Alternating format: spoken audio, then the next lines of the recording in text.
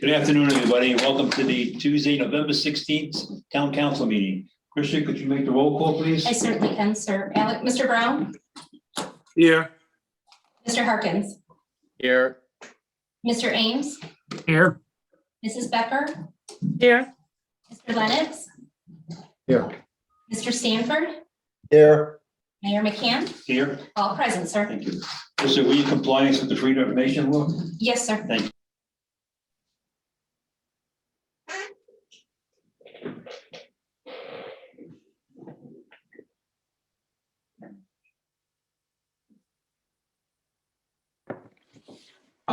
Indivisible, with liberty and justice for all. Today's invocation will be given by Pastor Kim. Pastor Kime, Pastor Kime. where'd he go? Where'd he go? There he is. Pastor, are you on the line? Yes, ma'am, I'm here. Okay, go ahead, sir, when you're ready. Thank you. Okay.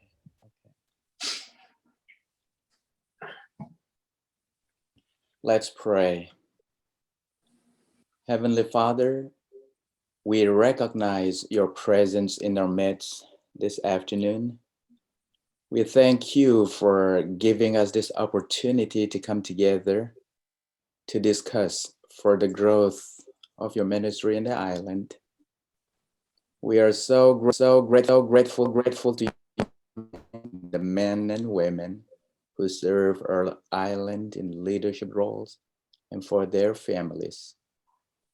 They have such an important job keeping the offices running as they should. I pray that you will grant them good health and strength, peace and joy as they dedicate their lives to public service. Please wrap your loving arms around them and protect them from harms and dangers. Fill them with your Holy Spirit and wisdom, and provide them with the knowledge needed to approach each situation in the best way possible. Help them to know you and see your presence in the work they do each day. And now, Holy Father, as we begin our meetings and deliberations, we commit this entire program into your hand. May everything we say or do glorify you and edify one another for Jesus' sake. Amen. Amen. Thank you very much. You're welcome, sir. Welcome. Need an approval of the agenda, please? So moved. Second. Second. All in favor, raise your right hand. Thank you very much. The minutes, need an approval of the minutes. Move for motion to approve the minutes as shared. Second. Are there any changes or additions to the minutes? All in favor, please raise the right hand. Thank you very much. Report of the town manager. Yes, sir. Good evening, Mayor, council members of the community. Up first on the report of the town manager is Dr. Jane Kelly, our assistant state epidemiologist, to provide a status update on COVID-19 pandemic. Good evening, and thank you for being here. Well, thank you very much for inviting me. I did prepare some slides, so hang on just a second. Let me share my screen.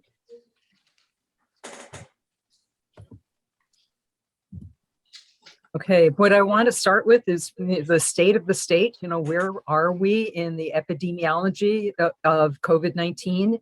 So this is showing the number of new cases per day in the blue lines since May 2020. And the green is a moving bar, moving average 7 days. You can see that we had a huge peak statewide, huge surge in August, September, almost as high a surge as we had in January of 2021. But fortunately, for the past many successive weeks, we have had a downslope in the number of new cases and also a downslope in the number of hospitalizations and deaths.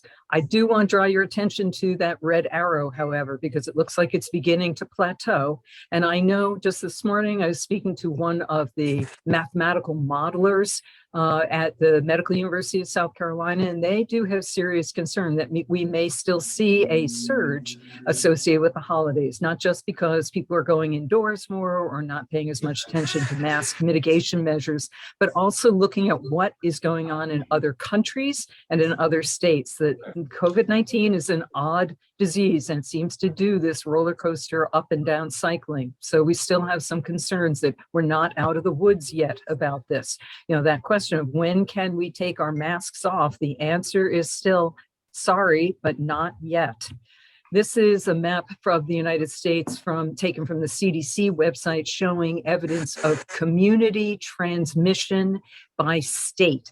Red, as most of the country is, means high community transmission. South Carolina, as a state overall, is showing moderate levels of community transmission, but that only includes South Carolina data through November 10th. As you saw, we were starting to plateau. So we have concerns that that yellow color may not maintain for long. But what do these colors mean? Recommendation. Excuse me, did I get muted? No, thank you. CDC's recommendation is that when can you take, I think I'm still muted. We hear you. You can hear me? Okay, Yeah, I'm getting you're a good. message that said I was muted. CDC's recommendation is that states with overall high or substantial community transmission should definitely keep their masks on. So we're going to keep our eye on this. For right now, our recommendation is keep your mask on. Where do these numbers come from? What is high transmission? You know, at the highest point of transmission, we were having over 5,000 cases per day. And what that translated into in terms of total new cases per 100,000 people was literally 400 or 500 new cases per 100,000 in the past 7 days.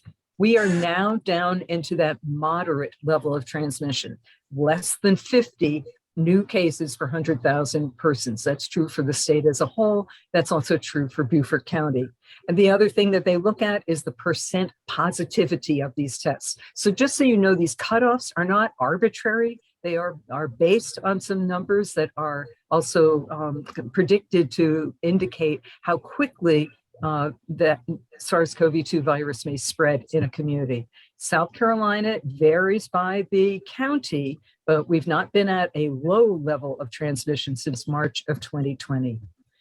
What do we know about the new cases since the Delta variant arrived? The Delta variant first started to appear in South Carolina in July of 2021, and that was a big contributor to our surge because the Delta variant is, number one, more contagious, it spreads more easily. And number two, people who may have had another variant, maybe had the original strain, the Wuhan strain from China, they might not have had as much natural immunity to the Delta variant. So it had a big surge associated with the Delta variant, and a third of the new cases were among people aged 20 or younger. And specifically for Beaufort County, it was the same thing. So I'm looking at August, September, October through the beginning of November, large number of cases in the younger people, including a substantial number in the under age 10 group. I want to shift, therefore, into talking about vaccination for the under 12 age group. This is a screenshot of our vaccine dashboard. We've had almost 2.4 million people fully vaccinated in South Carolina. So that means 55.7% of people aged 12 and above have been fully vaccinated in South Carolina. Now that's people ages 12 and above. We have just started giving vaccine to children ages 5 through 11. Pfizer vaccine has been authorized for that age group.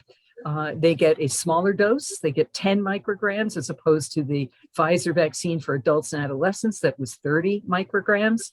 We've vaccinated so far about 1,500 children in South Carolina have gotten their first dose, about 1 million nationwide. And There are a number of reasons why we encourage vaccination for children ages 5 to 11. I'll show you the data about children, that they do get serious complications with COVID-19, but we have to admit out loud that another reason that we are considering vaccinating children is to reduce transmission to vulnerable household members. And there are studies out there. I just want to point to them when people say, but children don't transmit virus. Unfortunately, that's not true. This is a study out of the Journal for the American Medical Association, a peer-reviewed journal, showing that when the child is the first case of COVID-19 in a home, about 27% of the time they spread it to other household members. It's difficult to completely isolate a child. Vaccine for ages 5 through 11 protects them, but it also helps to protect vulnerable family members. So what is the background? Why are we even talking about vaccinating ages 5 through 11 if they don't get serious illness often? There have been more than 2 million, I need to update this slide, there have been more than 2 million cases of COVID-19 infection in children ages 5 to 11 years old in the United States. And we had a sharp increase in those cases when the Delta variant became predominant. Right now, new cases in South Carolina, more than 99% of them are the Delta variant that spreads more easily. And there's some evidence that it causes more serious disease in adults and in children. We've had an increase in the number of cases among children 5 through 11 years old. Almost 11% of the cases in October were in that age group, even though they're less than 9% of the population. And individuals who say, oh, my child had COVID, I'm sure of it, they had all the symptoms. I'd like to point out that at least nationwide, only 42% of children ages 5 through 11 have antibodies from natural immunity. So that's less than half of those kids have natural immunity. And natural immunity, I'm going to argue, is not as good as natural immunity plus vaccination. Over 8,500 COVID-19 hospitalizations of 5 through 11-year-olds. You don't hospitalize a child in that age group unless they have severe disease, unless they need oxygen or some other kind of support. And this is not just among children who have, developmental problems or chronic medical conditions. 30% of the 5 through 11-year-olds who were hospitalized did not have any other underlying condition, including not being overweight or obese. And yet 1/3 of those 8,500 hospitalizations ended up in the intensive care unit. And again, you don't put a child in the ICU unless they're on a ventilator or some other, serious medical support. There were 94 deaths from COVID-19 among 5 through 11-year-olds nationwide. 94 deaths maybe sounds like a small number, but I'd point out that COVID-19 was the 8th leading cause of death for this age group since the pandemic began. And since Delta has hit, it became the 6th leading cause of death. We want to prevent death number 95. And it's not only about severe illness and about death, it's also about something that's been nicknamed long COVID. About 10% of children ages 5 through 11 experience symptoms that persist for more than 4 weeks. They don't have to be seriously ill in the very beginning to experience long COVID. They may have had mild illness, but then it hangs on with fatigue, headache, trouble sleeping, trouble concentrating in school, trouble focusing, muscle joint pain, and you can imagine all the different ways that can impact their quality of life. So our campaign is to try and encourage vaccination for 5 through 11-year-olds, explain what the risk-benefit ratio, because the benefits of vaccines in this age group far outweigh the risks of vaccination in this age group. We're also trying to set up vaccine clinics in the schools for COVID-19, just like we've done flu shot clinics in schools. We've got over 200 pediatrician and family medicine offices that have the pediatric vaccine available so that parents can get their kids vaccinated in a familiar setting. We have adapted our Vax Locator website to also include information for all South Carolinians aged 5 and older about where you can get the COVID vaccine. You can put in your zip code or view a map, and it will take you to something that looks like this, where it will indicate all the places where you could get COVID-19 vaccines. And the abbreviation for the pediatric one to distinguish it from the adult Pfizer vaccine is this PZRP. So as you can see, you can get it, for example, at this pediatrician's practice. You can get both the adult Pfizer and the pediatric Pfizer at this other practice. Just to reiterate that what is in these vaccines is really quite simple. This is for the Pfizer vaccine. There is no live or attenuated or weakened or inactivated whole virus in this vaccine. You cannot get COVID-19 from this vaccine. The active ingredient is the gene for something called the spike protein. And the spike protein is the one that attaches the virus to the cell and acts like a trigger to shoot the virus into the cell. So if you could make antibodies to that spike protein, you could stop the virus from even attaching to a cell. So that's the active ingredient. It's called messenger RNA because it carries the message for the gene for the spike protein. Everything else in the Pfizer vaccine are simple ingredients: salt, sugar, lipids like an oil. The one thing that may be causing allergic reactions in some people is called polyethylene glycol. It's an oil. It's found, it's common ingredient in over-the-counter laxatives. And we are seeing about 3 to 5 allergic reactions per million doses of vaccine. There's been over 220 million doses of the Pfizer vaccine given to adolescents and adults. There's no antibiotics, eggs, pork, preservatives, adjuvant, latex, mercury, or aluminum. Despite the rumors about there being metal in this vaccine, there certainly is not. A popular question is, do you need the COVID-19 vaccine if you've already had COVID? If you've already had COVID, you probably do have a certain degree of natural immunity. However, if you want, you can cut your risk of reinfection in half by getting vaccinated. There are a number of different studies about this. I'm only including 2 of the links to a study done in the United States, one done in Israel, that you can, if you've had prior COVID, that's great. You've got some natural immunity, but you can strengthen it by getting vaccinated. Little bit about third dose COVID vaccines, because there's 2 categories. One is people who are immunocompromised, who got 2 doses of vaccine. It is recommended that they get an extra dose, a third dose, because they didn't have a really strong response to the original series. A booster dose is something different.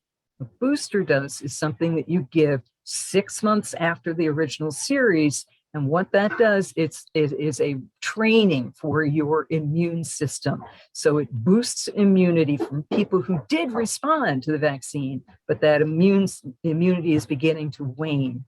Let's hover on this just a little bit, because I think it's caused widespread confusion for many people. A third dose for people who are immunocompromised. Who's immunocompromised? People with cancer on chemotherapy or radiation therapy. People with autoimmune diseases like lupus or rheumatoid arthritis who may be taking immunosuppressive medications. People who've had an organ transplant, say a kidney transplant, they're on medications to suppress rejection of that transplant. Those medications also, unfortunately, make you less able to respond to a vaccine. So we recommend they get a third dose 28 days after their second dose. So they don't have to wait for that 6-month point. They should get 3 doses. All right, what about booster? The recommendations for a booster dose, the idea here is you're going to get your booster 6 months after your original Pfizer or Moderna. I should have said or Moderna here. Get a booster shot for after 6 months after your original Pfizer or Moderna vaccine. Who should get it? Definitely people age 65 and older. Even if you are a very healthy 65-year-old, the issue is that your immune system is just not as robust as it used to be. You should receive that booster. Same thing for people who are residents in long-term care facilities. Usually it's because they have some weakness in their immune system and they're exposed to a great many other people with whom they are sharing that facility. And lastly, people age 50 through 64 with certain underlying medical conditions such as diabetes, heart disease, kidney, lung, liver disease, individuals who have other medical conditions that put them at increased risk, that if they got COVID, they would have more complications. You may have read that a number of states and cities are now saying everybody can get a booster. If you live in San Francisco, you live in New York City, they are opening the doors, everybody can get a booster. And honestly, anybody over age 18 in South Carolina can get a booster. We're just distinguishing between the people that we really are urging they should get a booster, those older people, people with medical conditions, and those who may receive a booster shot based on their individual risks and benefits. So for example, someone 18 through 49, who's at high risk because they have those underlying medical conditions and they want to get a booster dose as extra insurance. Or people with increased exposure, say occupational exposure. Say you're a 30-year-old healthy teacher, no medical problems, but you're a teacher and you're dealing with elementary school children who are largely unvaccinated, so you're repeatedly exposed. That's someone who could get a booster. There is no booster recommended as yet for people under age 18, and it may be under age 18, they have such a robust response to vaccine, they may not need a booster. Only time is going to tell. There are a number of things that are coming soon. You know about monoclonal antibodies. Those are passive antibodies that are made in a laboratory. And if somebody gets COVID-19, they can receive those antibodies to try and stimulate their immune system, help their immune system out so that it prevent them from getting severe disease and going to the hospital. The problem so far has been that those monoclonal antibodies don't last very long. They only last about 3 months. AstraZeneca is developing a long-lasting monoclonal antibody that might be effective for up to a year. It's not here yet. You may have read about the Merck pill molnupiravir. 50% efficacy in preventing hospitalization. The nice thing about this is not an IV. This is not an injection. You don't have to go to a special infusion center. It's a pill. The challenge is that you have to start it early. You have to start it within 5 days of testing positive. It has been submitted for EUA, the emergency use authorization by the FDA. I imagine it will be approved. It's not for everybody. Can't give it to kids under age 18, and you can't give it to pregnant women. There's another pill that's coming out. This is a Pfizer combination antiviral pill called Paxlovid, 89% efficacious in preventing hospitalization. This, just like molnupiravir, these are pills that you take for 5 days, but you got to take them really early on. I think that this will help a lot in preventing hospitalization. Obviously, they don't prevent disease. You give this when people have disease, but they'll go a long way towards preventing hospitalization and death. And just to reiterate what is available, and because I thought you might be interested in knowing about costs as well, it's estimated that the molnupiravir, it's going to be about $700 for 5 days course of pills, and that insurance will cover it. We don't know about the Paxlovid, but probably it'll be about the same. It is a 5-day course, but I don't know how much it will cost. Monoclonal antibodies, about $1,200 to $2,100 per infusion. And remember, they don't last forever. It's a one-time thing. It's not a very good substitute for vaccination. And that you must be age 12 or older for monoclonal antibodies, and at least 12 or older for those pills, probably 18 or older for those pills. Whereas the mRNA, messenger RNA vaccine, Pfizer and Moderna, they're about $20 a dose, 95% efficacy in preventing hospitalization, and they are available. Pfizer is available now for ages 5 and up. Just to put in a reminder, You know, we haven't seen, last year, it was not much of a flu year. But we're concerned that this year that might be different because people don't have much cross immunity from influenza last year.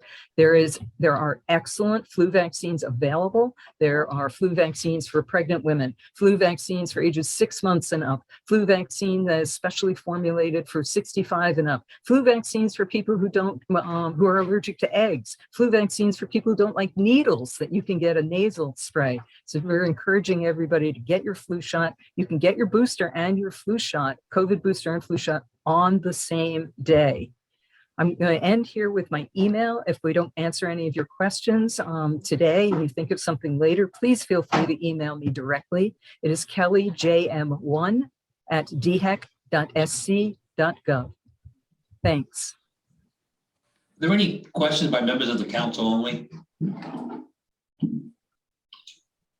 Dr. Kelly, as always, that was outstanding. Really, really good information.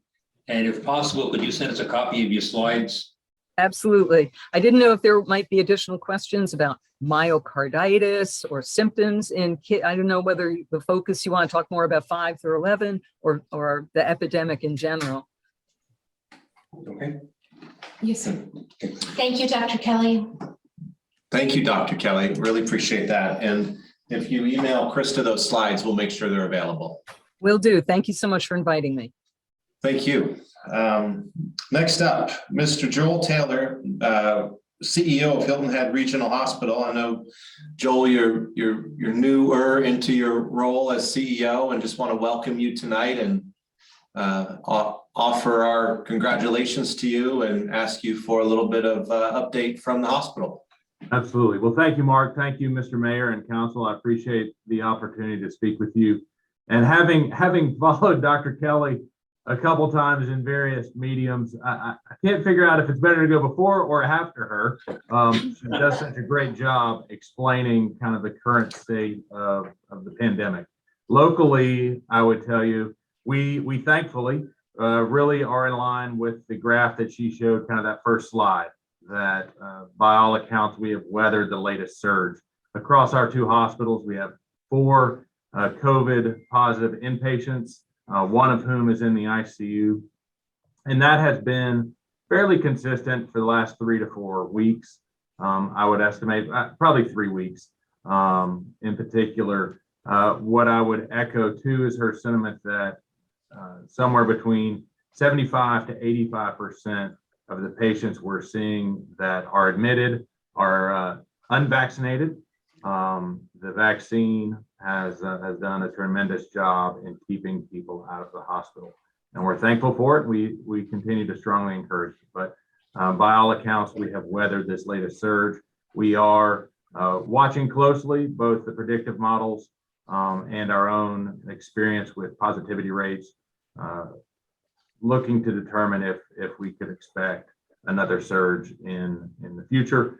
We stand ready if indeed there is another surge, but we are hopeful that maybe with the vaccine rates and other efforts, we've got this largely behind us, or at least the spikes are behind us, if nothing else. So that's kind of a short summary of how Hilton Head Hospital sits relative to the COVID surge. Happy to answer any questions you all may have.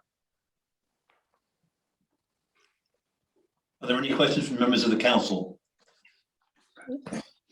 All right. Thank you, Joel. Great to see you. Great to see you. Next, very exciting presentation of the Crystal Award from South Carolina chapter of the American Planning Association for our plan. And as we know, that's the 2020 to 2040 comprehensive plan. And I will, if I don't see Sean up here or Chris Yates, Chris or Sean, are you going to introduce this matter a little further? Taylor's yeah, Mr. Orlando, we have Stephanie Tillerson. Yes, hello. We have Stephanie Tillerson with us to present the award from the South Carolina chapter of the American Planning Association. Wonderful. And Stephanie and I go way back, and I will remind people, I first met Stephanie here on the second floor of the planning department some years ago when Stephanie worked here and we were early in our careers, and Stephanie has become and always remains a good friend to me, and also a fellow colleague as Kiowa's town manager. Yes, yeah, thank you. It is, I'm going to share my screen here because I have a short presentation. I know you guys are busy, but it brings great pleasure to give this award because, as you said, I was a planner that I was thinking today, and I don't want to date Mark and myself, but 20 years. So, and I know I still look like I'm a little girl to you all, right?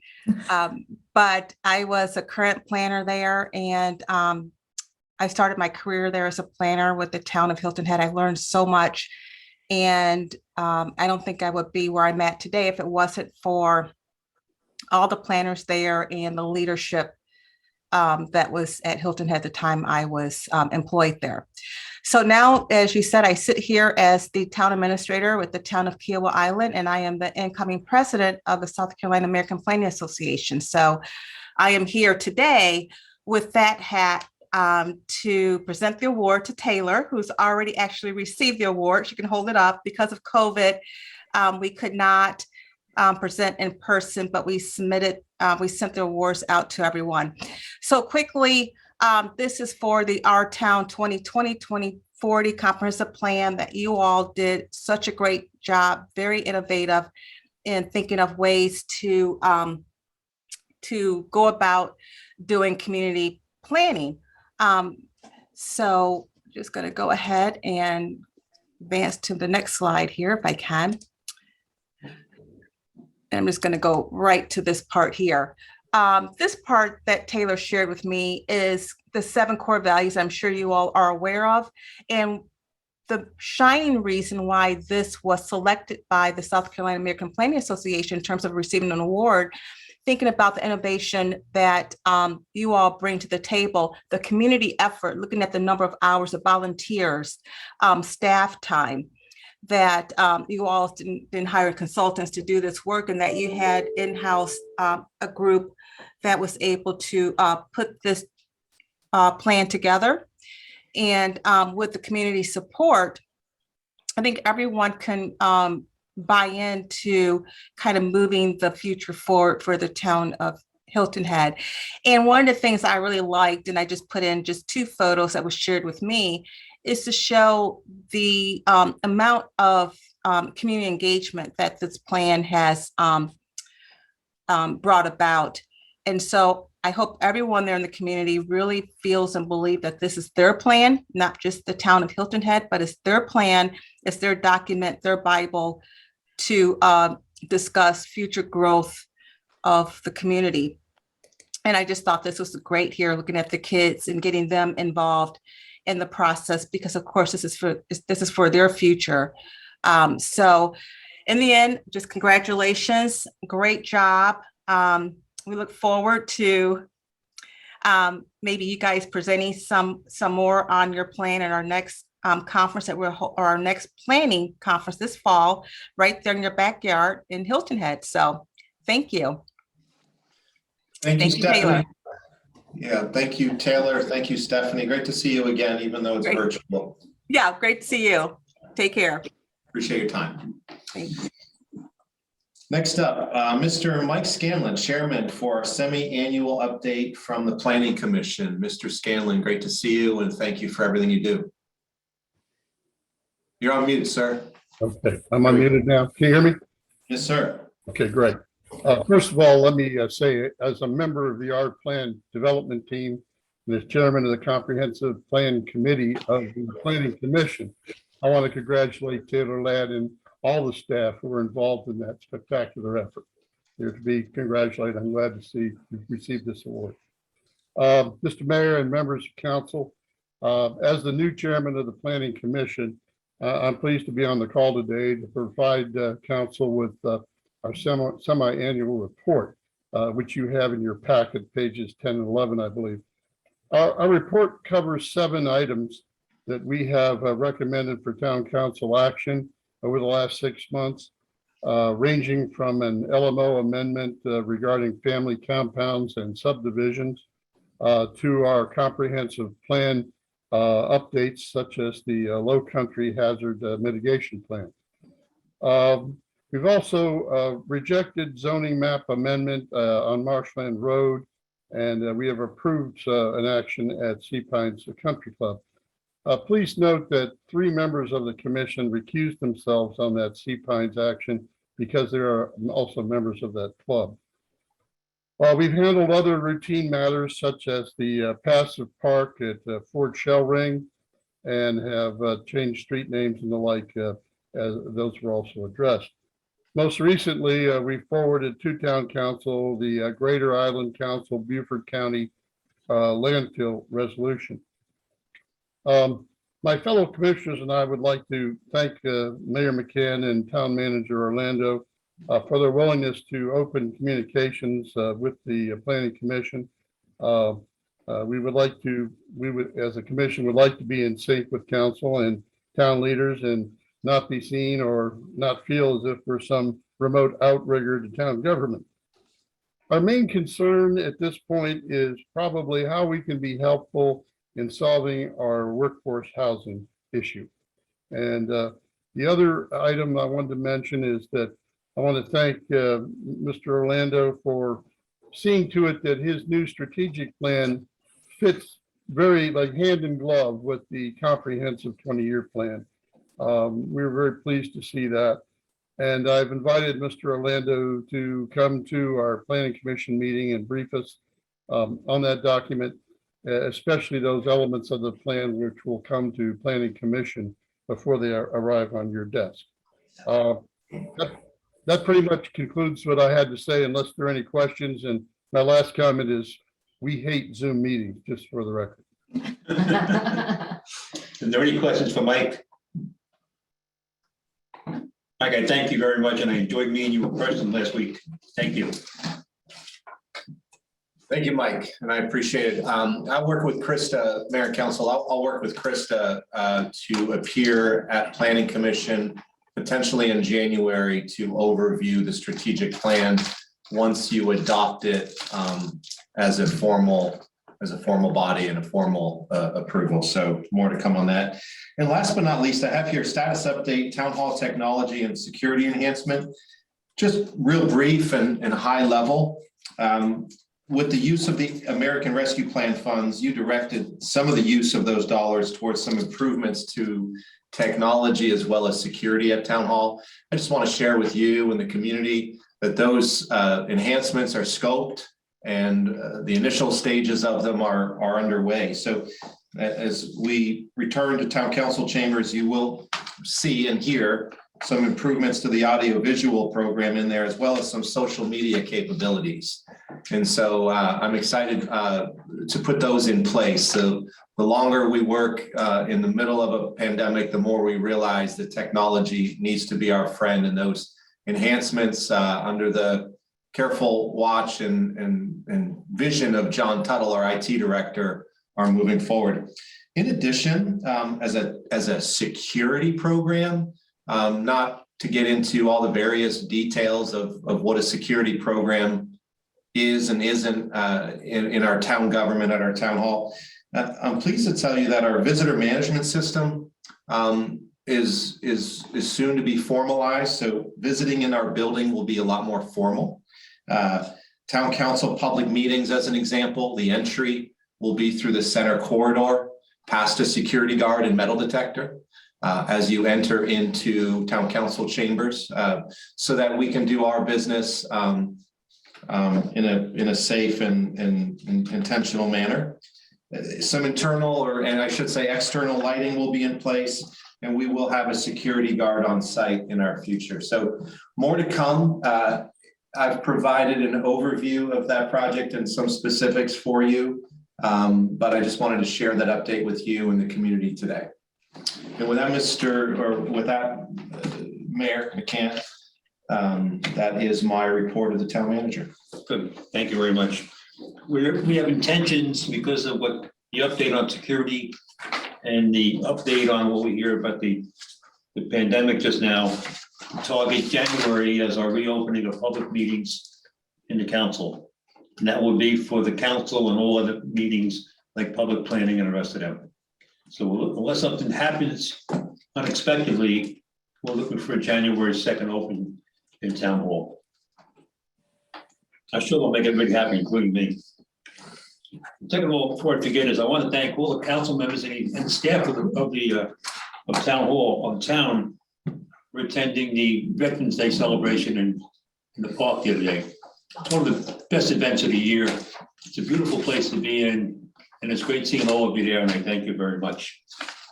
Now, as reported by town members, I think general reports before we start. Ms. Ames, Mr. Lennox.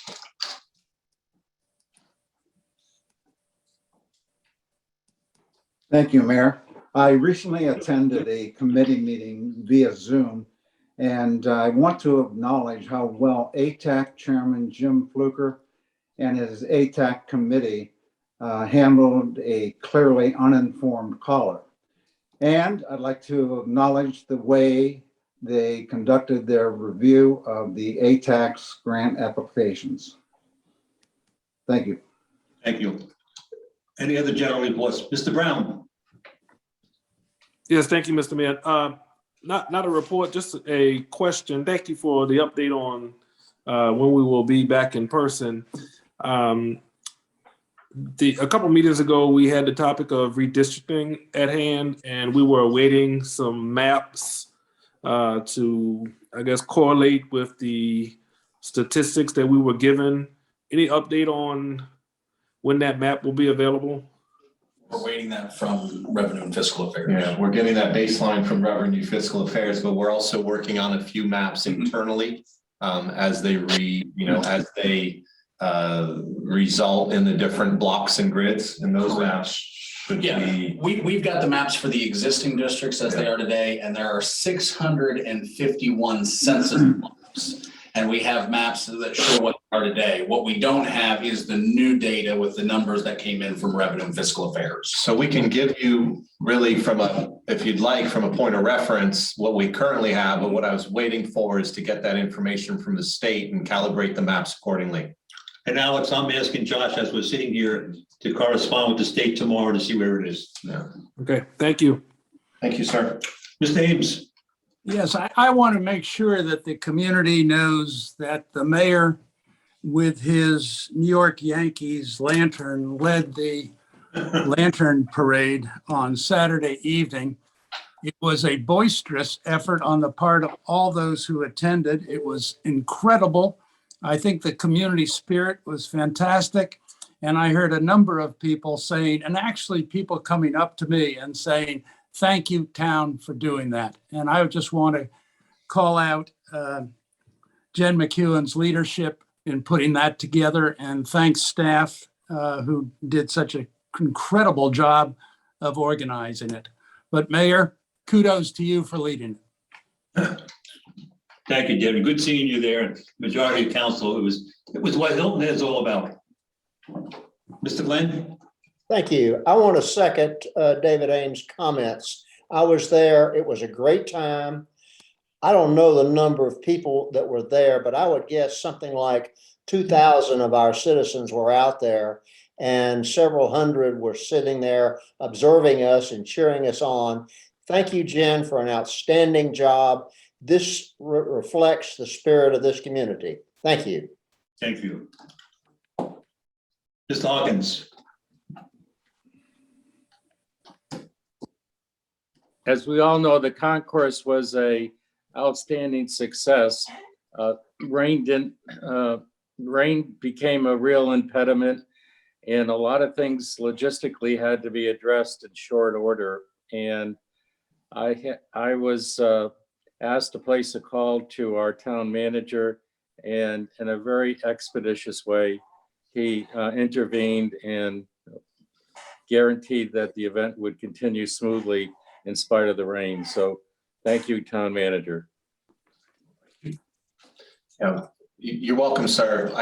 I just really passed that off to, our fearless leader, Jeff Buckaloo, who knew what he needed to do to really pivot and help the audible at the line of scrimmage the day of the rain as we were supporting the concourse. So thank you, sir. Any other questions? Any other reports? Okay. Report of the Low Country Transportation System, Councilman Stanford. Yes, we have had no meeting, and so I have no report. Thank you.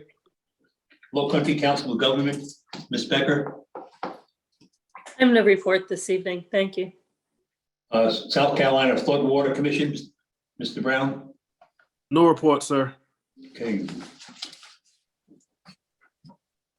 So local, Mr. Lennox. Thank you, John. Soloco met this morning at 10 o'clock. There were two agenda items. The first was a housing trust fund update from Eric Greenway, primarily reporting on the meetings he has been conducting with municipalities within Beaufort County. The second was a report by Danny Lucas, the Director of Development Services and acting airport manager for Jasper County. Among other things, he reported on the I-95 widening and the Jasper Ocean Terminal. Thank you. Mr. Ames? Yes, thank you. The next airport board meeting will be this Thursday at 1:30. And no report at this time. Thank you. Community Services and Public Safety, Mr. Hawkins? No report at this time, Mr. Mayor. And when's your next meeting, Bill? I believe in about 2 weeks. Yeah. I'll check. Next week. Krista will know. Just tell me next week, Bill. Okay. Public Planning, Mr. Ames? Thank you, Mayor. The next meeting will be this Thursday. It's an important meeting. The Public Planning Committee will be discussing the County Connect Bike and Ped 2021 plan. The town is being asked to incorporate its bike ped plans into that integrated countywide plan. Thank you. Mr. Lennox?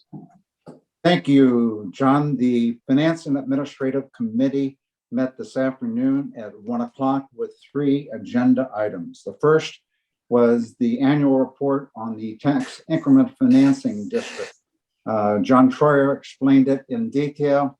And the second, TIF maturity of the 10-year extension will be fiscal year 2025. The second item was a report on Hilton Head Island financials through October 30th. There appears to be no adverse trends. Revenue continues to be favorable. Third was a recommendation on a resolution to Town Council authorizing the town manager to enter into a contract securing fire rescue fleet updates.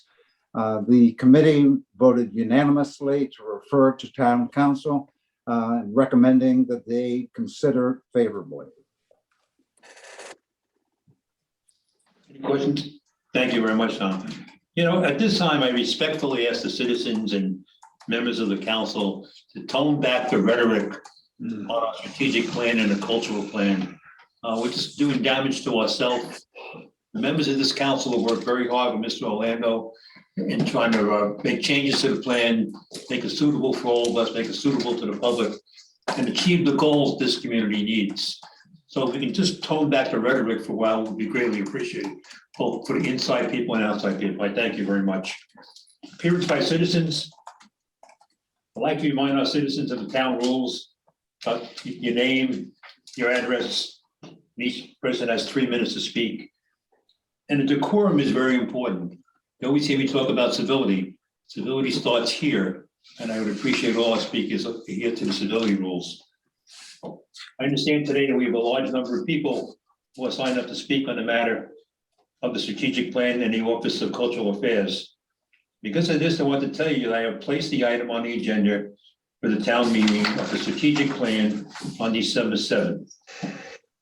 When this matter was last discussed, a motion was made to rescind the plan's approval until additional information and clarification on the document could be provided. I have since met with all members of the council to get their thoughts on what the clarification should include. I have provided the comments that I received to the town manager, and he's working to incorporate them in a revised strategic plan. This will be presented on December 7th I thank everybody for their patience, and I thank town council for the hard work in getting this done. Kristen, do we have appearance of our citizens today? Yes, sir, we do. This afternoon, we received 86 citizens' comments via our public town hall, and 4 citizens had also submitted emails, which all will be made part of the record. At this time, we do have 22 citizens signed up to speak, 3 minutes for each citizen, with the first being Edwina Dunlap. Ms. Dunlap.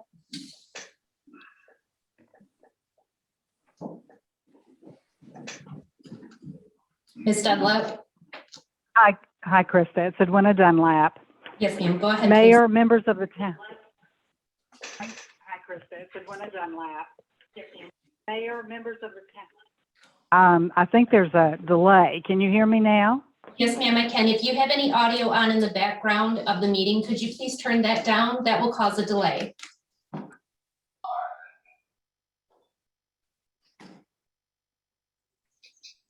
Yes. Can you hear me now? Yes, ma'am. Please go ahead. Mayor, members of the town council, town manager, and staff, thank you for this opportunity for us to present issues at Islanders Beach Park and our request to return Islanders back to the exclusive use of Hilton Head residents as it was originally meant to be. Our 3 speakers today represent a much larger group of concerned Hilton Head residents asking for these requests. Islanders was originally intended for the use of Hilton Head resident vehicles with beach pass decals.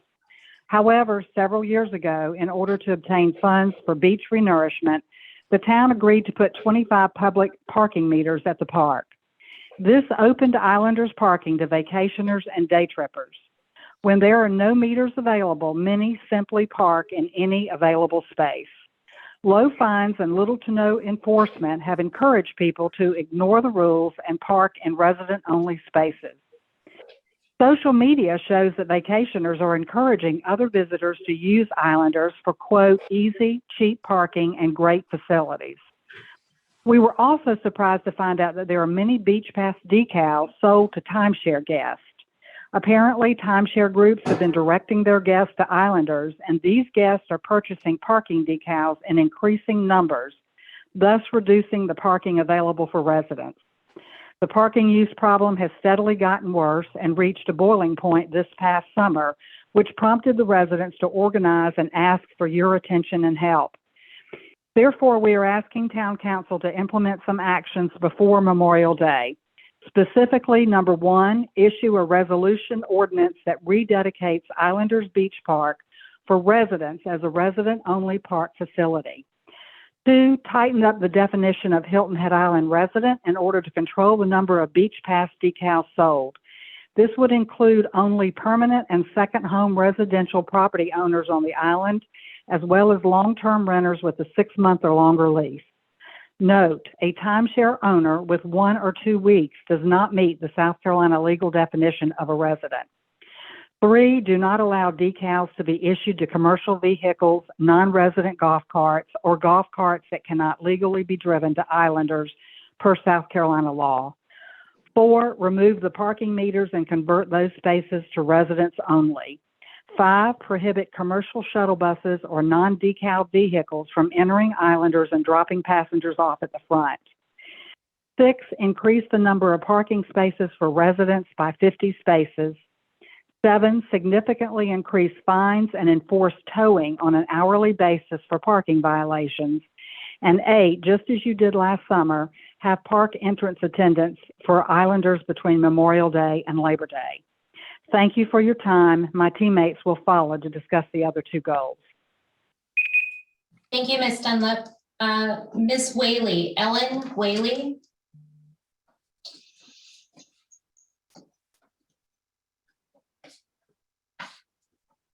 Ms. Whaley. Good afternoon. Go ahead, ma'am. Please proceed. Thank you. Good afternoon. My name is Ellen Whaley, and I'm going to discuss Goal 2, which is the safety and infrastructure issues at Islanders Park. The working group has discussed safety concerns and requests that the town seriously look at the heightened risk of increasingly large unmanaged volumes in pedestrian traffic that enters from the main road at the vehicle entrance to Islanders. Current foot traffic has been estimated about 400 plus daily during peak season based on observations from attendants at Islanders. The town must come to acknowledge that this larger unmanaged pedestrian traffic flow creates more safety issues both for those pedestrians, such as seniors and family groups in their wagons, as well as vehicular traffic as walkers spread out in the center of the road when using the park's vehicle entrance. This increasingly puts drivers, walkers, and the town at risk. The town council specifically for not recognizing and addressing this issue proactively. So now is the time to recognize and deal with the risk. It appears the greatest contributor to the pedestrian traffic issue is coming from local timeshare complexes, which estimated approximately 400 plus people per day through observation. New development that can increase pedestrian traffic, another 400 to 500, reaching 1,000 from these units alone. So take a moment, visualize these numbers moving daily at peak season through a small Islanders Park entrance and its facilities. Because it's clear to even the most casual observer that the town park facilities are exhibiting signs of stress and overuse. Showers, restrooms, and boardwalk areas are more difficult and costly to maintain with this increased capacity. So we pose the question, were Islanders Park facilities even designed for a safe daily user throughput that will now number over 800 people a day at this peak season? We recognize managing user capacity and pedestrian traffic require a different approach for the town to optimize local residents' use of this park. Town council must recognize this is not a novel problem, and many U.S. coastal and other communities have implemented recreational park controls to set aside a park for local use through the use of things such as IDs, gates, or attendants in order to safely control daily capacity. Things have changed on Hilton Head Island, and so most operational policies to ensure those who are local residents can enjoy these park resources safely. The town is now working on funding implementing new resident recreation facilities across the island. It should look to the future of Islanders and implement proper user capacity controls to protect the safe use by residents who do approve of making these local investments for the long term, and we look forward to enjoying those facilities for their health and safe relaxation. We stand ready as a group to work with you and the town on solutions. Thank you for your time. Thank you, Ms. Whaley. Mrs. Bittner, Sherry Bittner.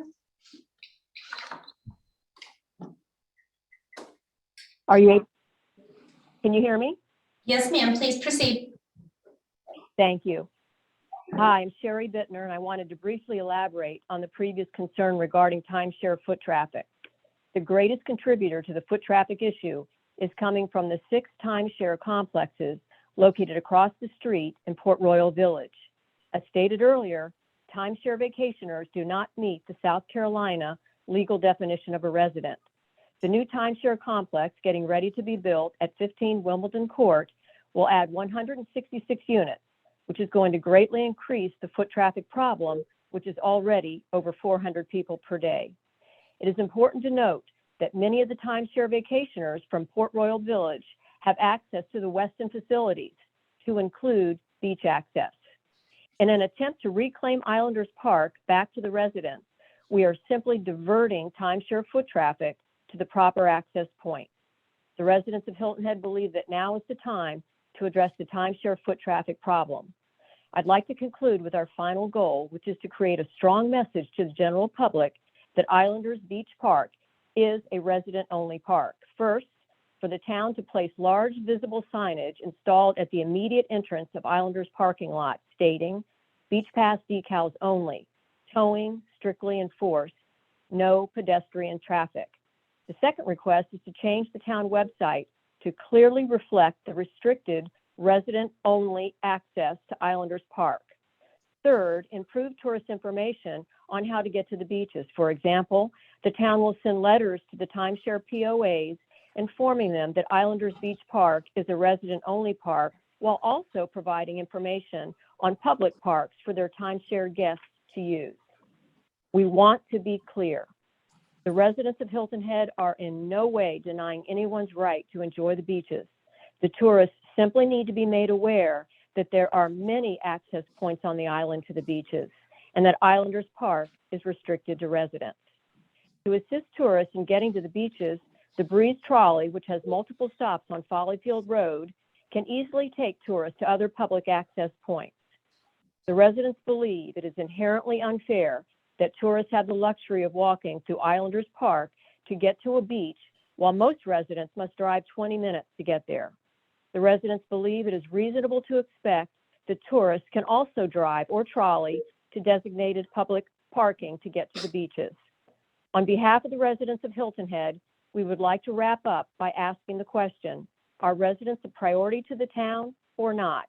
As so many residents have said, all we're asking for is a small slice of the island to call our own. This is the town council's opportunity to show the residents of Hilton Head that our needs are important. We sincerely want to thank you for your interest and support in this important issue. Thank you, Ms. Bittner. Next, we have Terry Finger. Good afternoon, Mayor and Council. This is Terry Finger. Can you hear me? Yes, sir. Thank you. Thank you very much. Terry Finger, 25 McIntosh Road in Spanish Wells. First off, let me thank the mayor for having the Yankees emblem front and center at the Lantern Parade. I can't, being a Long Island boy, that makes me feel good. I am here speaking on behalf of the Folly Field Property Owners Association. That is an 85 lot and home subdivision. You all know exactly where that is. There are 11 lots in Folly Field that front the ocean. In that community is Fiddler's Cove, Island Club, Hilton Head Beach and Tennis. As you know from the Walker Consultants study, there's 54 parking spaces at the Folly Field Beach, and there are 160 spaces at Islanders. You've heard from a number of owners about Islanders Park. I will try not to reiterate anything that they have said. My clients are very concerned about the 166 unit timeshare development that has been approved on the old Port Royal Tennis Complex, and the traffic issues that and Islander Beach Club generates in and of itself. We have a couple requests that we would like to respectfully make to council and to the planning staff. First off, for this 166 new unit timeshare, please make their entry go through Port Royal and not down Follyfield Road. For our Islanders going to the Islanders Beach Club, please make their entry the same way through Port Royal and not down Folly Beach Road, which is already very congested. By saying Port Royal, I'm not saying they have to go into Port Royal Plantation. You all know they go down toward the west end and head down that way. One other item I'd like to mention is that we would like to request that trolleys and buses not be authorized to drop people off at Islander Beach Club all day during the season. I guess one of our primary suggestions would be is that we would encourage the town to take a step back, look at this 8+ acres where this 166 units are going, and perhaps think about buying that facility. We have a great tennis academy down in Harbortown, the Stan Smith's Academy. It would be great to have a first-class location in the middle of the island where everybody could find it. It would improve tennis on the island, and it certainly would give us a better use of that facility. Again, I'd like to thank Mayor and Council. I know that from a recent article in the Island Packet that you are studying these issues very carefully. The Walker and consultant study was done very well. It tells you that we have beach access issues. We'd ask you to please not generate a lot more traffic on Follyfield Road. We've got too much already. Again, thank you. I appreciate your attention this afternoon. Thank you, Terry. Next, sir, we have Martin Lush. Mr. Lush? Hello, Martin Lush, Ward 1. I just wanted to thank the mayor and Mark Orlando for meeting with members of the Arts Council yesterday. From what I hear, this was very productive. I urge town council and the manager to do a better job in the future with communications with arts leaders. So I'm glad they are open to establishing a better working relationship going forward. Regarding EDI training, Councilwoman Becker has been distributing an EDI training video when participants were told it would be a safe space and confidential. Regardless of FOIA, that act alone seems anti-community to me. This has put organizations and residents of this town who took the training in a perilous position because she's been inciting people with misleading statements on what EDI training is. This could have been handled through proper channels with a bit of patience, but instead, she chose this route. Secondly, EDI training is required to work almost anywhere on Wall Street. It's required to work in many large corporations. It's required to receive grants for many nonprofit organizations. This is not CRT. Beyond not only being required, it's also beneficial in a multitude of ways. I would say that some members of council could benefit from this training. It should be considered in the future. Having a member of council denigrating a $40 million a year industry and exposing members of it to potential safety and concerns and disruptions is irresponsible. Not every organization can set aside $1 million of taxpayer money in order to increase security so that they feel safe to conduct business. In over 25 years of working for the arts on Hilton Head, I don't think I've seen a person, let alone a town council member, taking actions destructive to the arts. This has resulted in the targeting of town employees and arts organizations with blatant lies and attempts to defund them.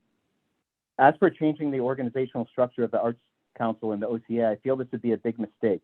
The successes of this year's Crescendo Festival, including the Lantern Parade, Jazz Fest, the Crescendo Kickoff, and other events, shows just how well things are working.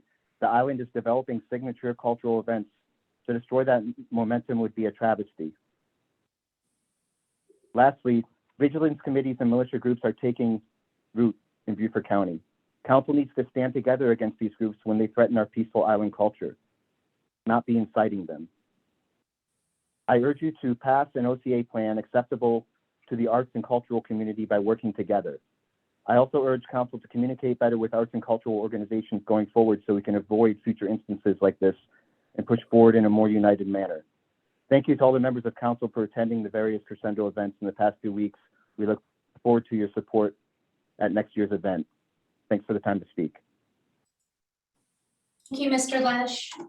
Risa Prince. Ms. Prince.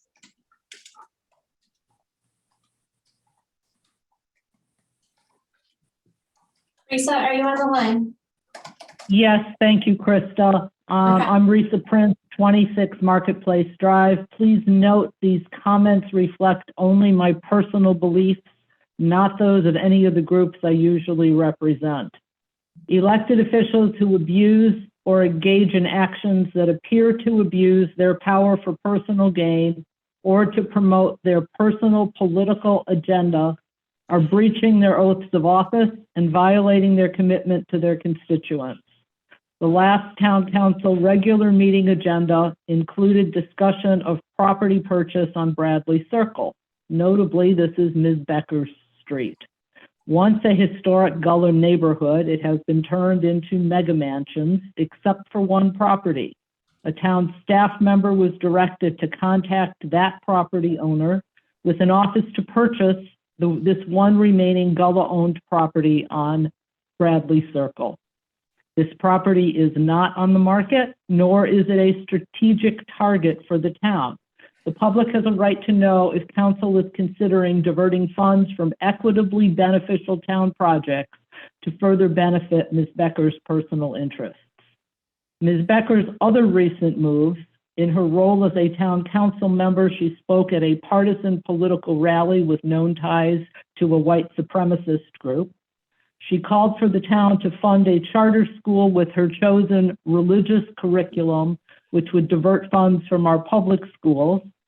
And she broadly distributed a video that puts the town at risk of a class action lawsuit as it violates the privacy of participants, all of which are causing tremendous concerns for our residents. Today, others are talking about the damage she is bringing to our arts and culture economy. Who benefits from these actions? As far as I can see, only Ms. Becker does, personally and politically. And who is harmed? The public she is trying to divide, and you, Mr. Mayor, and other town council members, by putting you directly in the crosshairs. As South Carolina voters do not have the power to recall an existing elected official, the public must rely on those who surround the abusers to curtail their impact. Mr. Mayor, Mr. Orlando, and council members, I urge you to resist all future attempts to push a personal agenda at the expense of the community's greater interests. We ask you to just say no and stop appeasing Ms. Becker.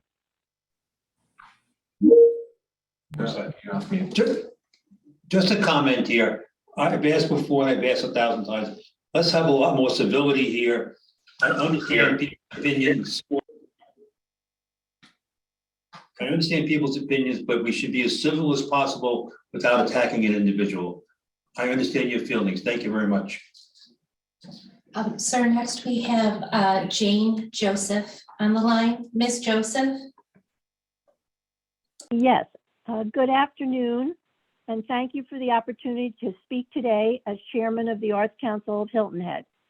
The citizens of Hilton Head Island want a strong town strategic plan, including an Office of Cultural Affairs section that speaks to the value represented in our plan, revitalizing and modernizing our economy while building diversity and inclusion. The OCA helps to grow the arts and cultural business sector, which brings in annually over $5 million in state and local tax revenue and the equivalent of over 900 jobs. It pumps $39 million of spending into our island economy. I have been saddened to watch decades of work by town council, staff, and hundreds of volunteers be attacked. To accuse the OCA and Arts Council of a conspiracy to sneak critical race theory into the schools under the guise of art classes is a misrepresentation of the truth and disrespects the OCA director, arts community, and the town and school volunteers. The volunteers in school teach art, period. Damaging these programs would primarily hurt one group, our town's children. In 2020, the town passed an ordinance to establish a new arts council to support the OCA director. This was approved 7-0 with no discussion. The Arts Council is providing just that kind of support. Greatly needed staff support to the OCA director, allowing more to be accomplished by the community. To see what the OCA's role in diversity, equity, and inclusion really is, one only needs to look at the Lantern Parade this past Saturday evening. Thousands of people, every age group, gender, ethnicity, ability, and neighborhood participated and felt welcome. This is an example of the real agenda of the OCA. We will not allow a small minority to harm this agenda. The Arts Council will continue to work with the town council and staff. The intention of the Arts Council and the OCA was and is to pull together our citizens and our arts and cultural organizations for the betterment of our community, and this will continue. The Arts Council appreciates the town's continuing support of the arts and cultural organizations. Thank you so much for your time and support. Thank you, Ms. Joseph. Our next caller is Dr. Roselle Wilson. Dr. Wilson?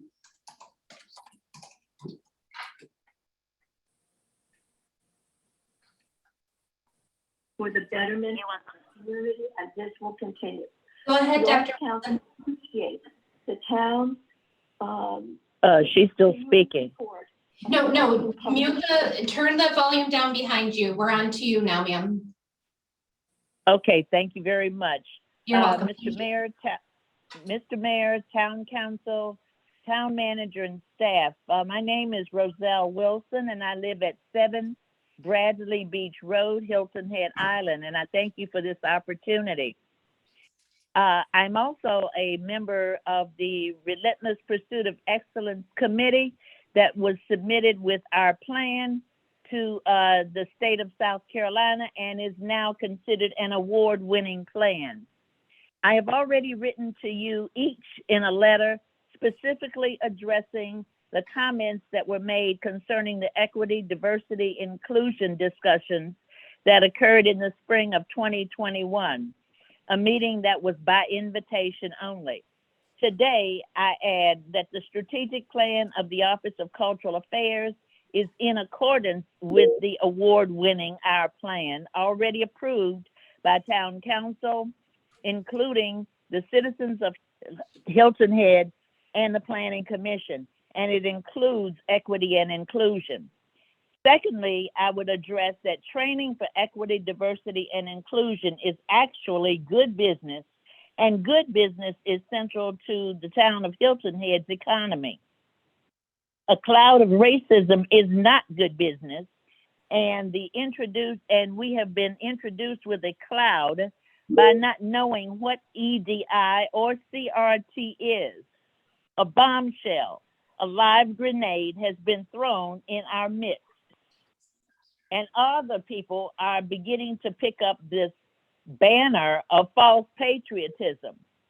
Please do not allow the fear-induced narrative to derail the strategic plan of the Office of Cultural Affairs or the award-winning Our Plan of Hilton Head. The clouds of division, dog whistling, and grenade throwing are not good for the economy. We base our lives on this economy, and it brings people from many locations, many stages of life, and many capacities together in our midst. Our branding is tourism, cultural and historical, as well as recreational. Please adopt the current strategic plan of OCA and let's move forward.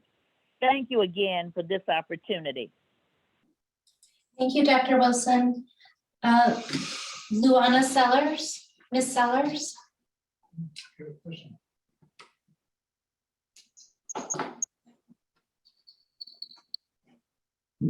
Luana, are you there? Hello? Yes, ma'am. Go ahead, please. Okay, thank you.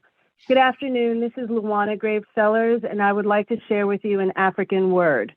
The word is Sankofa, and it's based on the African proverb that you can't know where you're going unless you know where you came from. As a Black woman addressing you, I should not have to teach nor remind anyone about our nation's past. But in remembering our past, we should be able to learn from it. Silence or ignoring our past is consent. In thinking about what I would say today, unfortunately, I felt that I needed to remind the council that not only is there a significant Gullah community on Hilton Head that deserves to live and be respected in an inclusive community, but the island as a whole is diverse. Our diversity is what makes us special and the #1 island that we promote. With that being said, I never thought that I would be concerned about or discussing racism or the removal of diversity training as a topic in a place that is described as paradise. I never thought the conversations, even difficult conversations, about diversity and inclusion would be stricken from the town's plan. Yes, our plan. I have experienced racism all of my life, sometimes subtle and sometimes blatant. Ignoring or wishing racism away just allows it to grow, fester, and return in the same or greater form. I thought that Hilton Head was better than this, that this is a place where divisive behavior and polarization are issues for other areas of the country where ignorance exists. I thought that this was an island, was a place where conversations about our differences were meant to grow and evolve from, not turn back the hands of time, but the opportunity to understand each other in unity, not division. Your discussions and ultimate decision on enabling DEI training to be a part of the arts community, as well as our community, is not and should not be discarded. If Hilton Head is to remain a community for all of us, then it should be a community where all of us are welcomed and included. If the removal vote stands, it will be an action that will not be good for our community, and the consequences cannot be undone. Culture, diversity, and inclusion is valuable to all of us. My culture, the very fabric of my identity, is important, as is yours. I began with telling you about the Sankofa. Depending on what definition you find, it also means that it is not taboo to go back and fetch that which you have forgotten. Thank you. Thank you, Ms. Sellers. Dr. Gloria Holmes. Dr. Holmes?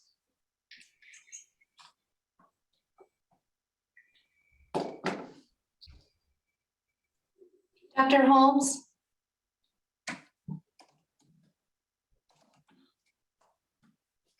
Dr. Holmes, are you on?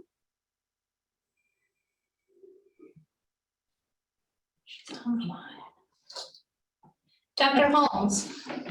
She's on, but she is not unmuting. Okay. Explain to her, she has to unmute. Dr. Holmes, you've got to unmute your phone, your line. Can you unmute? Dr. Holmes? Move on. Thank you. We'll come back. Nancy Contel. Contel, go ahead.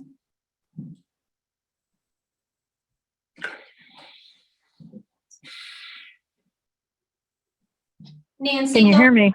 Yes, ma'am. Please proceed. Okay, good Your afternoon. I'm background Dr. noise. Nancy Contel. I live in HHP. Thank you for giving me this opportunity to address council. I am here today to speak to two issues. The first has been. I'm sorry, what? Thank you for giving me this opportunity to address council. Ms. I am here Contel, today. to speak your to two background issues. audio. The first has been. Okay, so I pressed *6 and now I've taken off Facebook sound. Do you hear me okay? Yes, ma'am. Okay. I need to start again. If you could reset the clock, apologies. Please proceed. We have. Thank you. I'm Nancy Contel. I live in HHP. Thank you for giving me this opportunity to address council. I'm here today to speak to two issues. The first is the need to approve the OCA strategic plan ASAP, inclusive of strategies for diversity, equity, and inclusion. And the second is to provide feedback on the DEI training video and to correct the statements made by Councilwoman Becker about that video. I learned about the rescinding of the vote for the OCA strategic plan in an Island Packet article of October 8th. I then reviewed the council meeting session of October 5th. Ms. Becker claimed she had viewed a video of DEI training offered by the OCA to Hilton Head Island arts cultural organizations. She further stated that it was quote unquote nothing but CRT and that horrendous comments had been made about whites. She offered to make the video available to anyone who wanted to see it. I got it and watched all 3 hours to evaluate her claims for myself, and I found that Ms. Becker's comments were inaccurate and irresponsible. This video was a very typical training in DEI with the primary goal of having arts cultural organizations consider how they could diversify their organizations, their audiences, and to provide more of the history of this island, in particular the Gullah history, to residents and tourists. Horrible, right? No, not horrible. About 20 minutes, if that, was spent on particular pieces of history that illustrated how Blacks had been disabled from gaining the generational wealth that whites have had. Facts like these help to underscore the need to raise up the various groups for which we know so little history, be they Black, Asian, Jewish, Latinx, etc. Learning the history of others enables us to talk with each other about it. Without that, we all just continue to live in our separate realities. The bulk of the video was spent in breakout sessions for the arts representatives. I saw a very positive series of discussions. The outcome was the sharing of concrete ideas for enhancing offerings to our island residents and tourists, including uplifting the history of the Gullah here. None of what has been proposed in the OCA strategic plan or in the DEI training provided by the OCA would lead any reasonable human to conclude that arts professionals are going to teach CRT in our schools. This has nothing whatsoever to do with that. So I'm asking that you again vote as a majority in favor of the OCA strategic plan inclusive of DEI training. As most of you know, funding organizations like the National Endowment for the Arts require that grant applicants provide a statement on DEI training. That fact, along with the economics of what our island arts cultural organizations provide to our community, should compel your positive vote. The arts and cultural organizations here are so key to the satisfaction residents and tourists experience by being here. Let's not be held hostage to conspiracy theories. Raising up diversity, including Gullah history, is what our arts organizations should be all about. Thank you for your time. Thank you, Ms. Contel. Next, we have Louise Cohen. Ms. Cohen, if you're on, please make sure your background is muted. Your background feed is muted.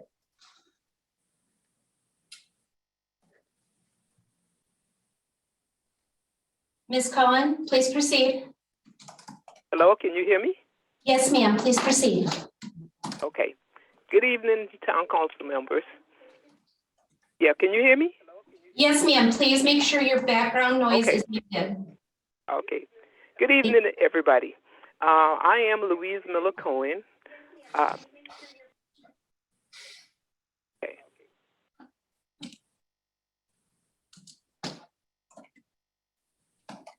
Okay. Can you hear me now? Yes, ma'am. Okay. So I'll start over. Good evening, everybody. I am Louise Cohen. Thank you so very much for this opportunity to speak this evening.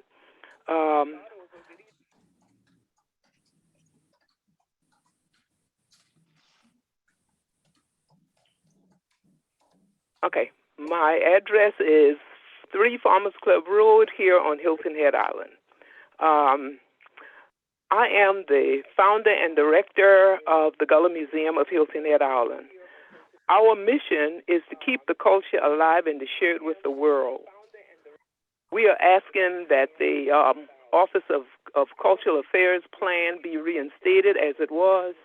And of course, we would like to meet with the Art Council, or the Art Council would like to meet with the town leadership. Because going forward, we would like to continue to work together in unity and love, so Hilton Head Island will continue to be that one island, one beloved community that it always been. We thank the town council for working with us to help us to grow our celebration, to cause people to want to come to Hilton Head, to want to experience the culture. And we have seen a great turnaround since the Office of Cultural Affairs have been working with us. The typical example was at our 5th annual Gullah Food Festival on the 30th of October. The number have changed from 200 to over 1,100 people attend that event. So we hope and pray that we will continue to work with this, the love that we have been working with here, working together, that we will continue that, and we will let nothing come between us or separate us. I read a negative comment about the artwork that's hanging on the fence, the murals, the beautiful murals that we get so many positive comments from our visitors that draw people to our site. We get so many positive comments about that. So we, as a people, we are stronger than that, to let people bring us down by saying negative things about us. And we always say it's not what people call you, it's what you answer to. So what I'm saying to the council and to everybody, all of us here on Hilton Head Island, is let's continue to work together in unity and love, and let's move forward like God would have us to do. Thank you very much for your time, and thank you for allowing me to speak this evening. God bless you. Next, we have Ibrahim Abdul Malik on the phone. Ibrahim?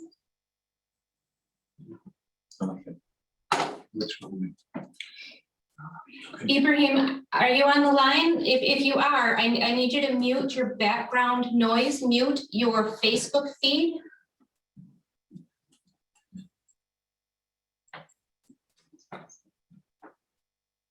Yes, good afternoon, everyone. This is Ibrahim Abdul Malik.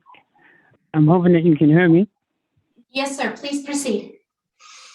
I would like to say that I support the diversity training and education, but I believe that we need to maybe change our approach to this type of education, because all too often lines of defense are drawn even before we start conversations. I lean to the Quran as a source of guidance. And in the Quran, I read, to all the people, we created you from male and female and made you into nations, races, and tribes in order that you may come to know each other, come to recognize each other, and to have a value for each other. And surely the most noblest of all of you in the sight of God is the one who is most regardful. And we brand ourselves as one island, one community. I think it would be more accurate if we were to say that we were one island of diverse communities. There's a lot of diversity in communities on Hilton Head. There are a lot of tribes on Hilton Head, and there certainly is a lot of tribalism on Hilton Head. Our diversity, however, which includes our difference in thinking is not something that should isolate us from each other, but in fact, we should embrace that diversity with respect, appreciation, and hospitality towards each other rather than hostility and a lack of regard. And how are we going to embrace each other without genuine acknowledgement and genuine recognition of each other?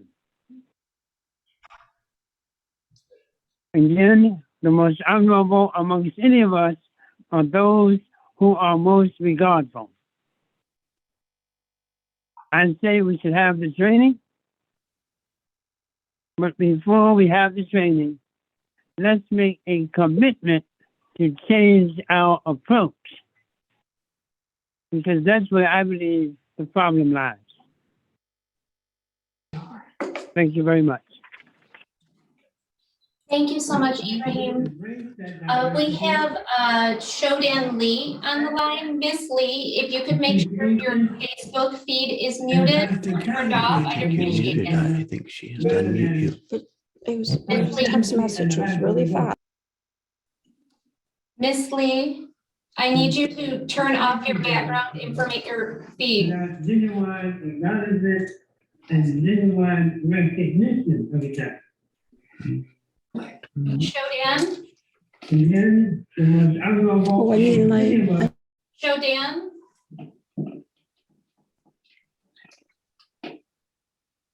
shift. She is. Okay, moving on. Thank you, Chris.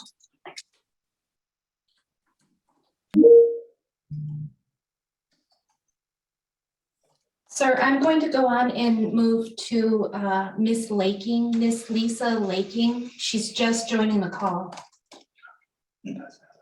Miss Laking, if you have your Facebook feed on in the background, please make sure you turn that down.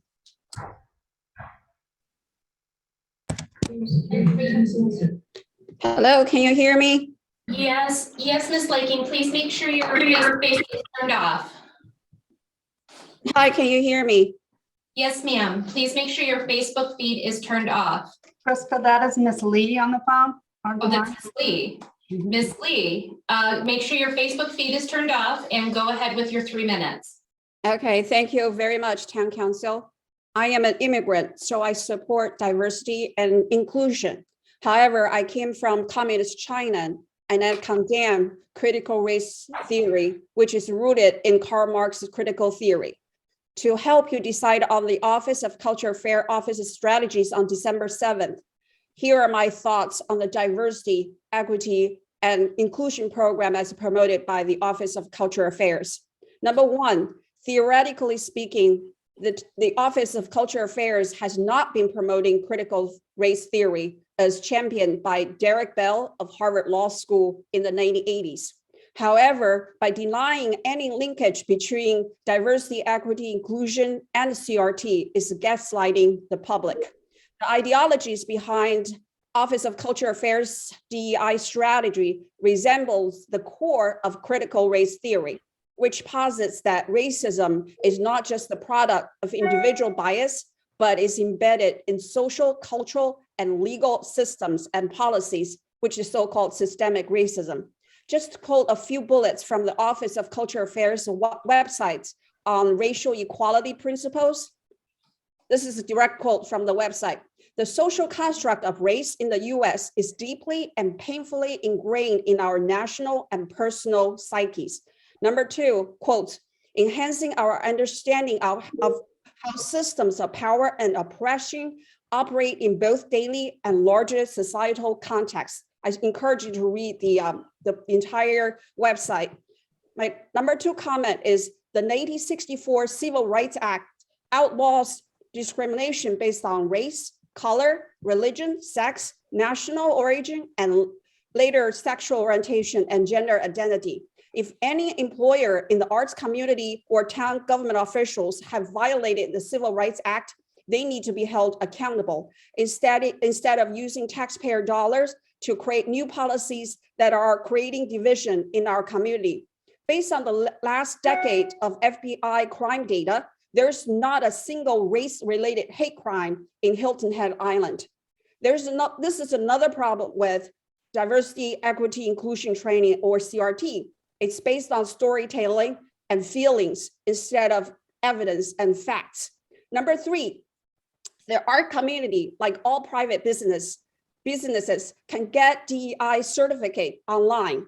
It took me just 1 minute and find 12 DEI training programs. They can get certificate for less than $100 or $200. So there's no reason for the taxpayers to foot their bills. Should we do the same for the restaurant business, for all the private corporations? Number four, the concept of equality, the concept of equity only often associates with equal outcome. I'm done? Am I down? Oh. Yes, ma'am, that's your 3 minutes. Thank you. But I have 55 seconds, I thought. I still have 55 seconds. I just have last one. The concept of equity often associates with equal outcome in economic terms and fairness in social justice construct. But how does society determine fairness? Next, sir, I'll call on Dr. Holmes. Dr. Holmes, you're on the line now.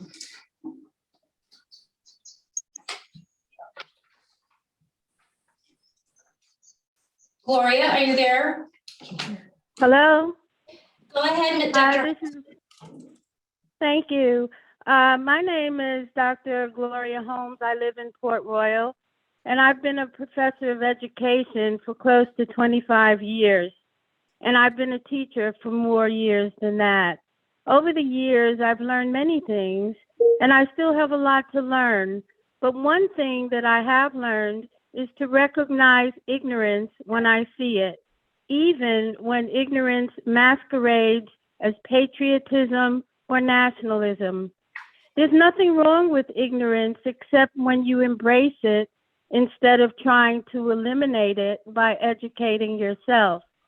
The vitriolic critique of diversity, equity, and inclusion training and critical race theory that has blossomed in our community is a perfect example of the damage done by ignorance and ignorant people. This critique is a smokescreen, a dangerous diversion meant to conceal, delude, and deny the reality of endemic racism in America's past and present. It is really censorship, masquerading as free speech, and demonstrates how unbridled power can subvert efforts to unify a community through a commitment to diversity, equity, and inclusion.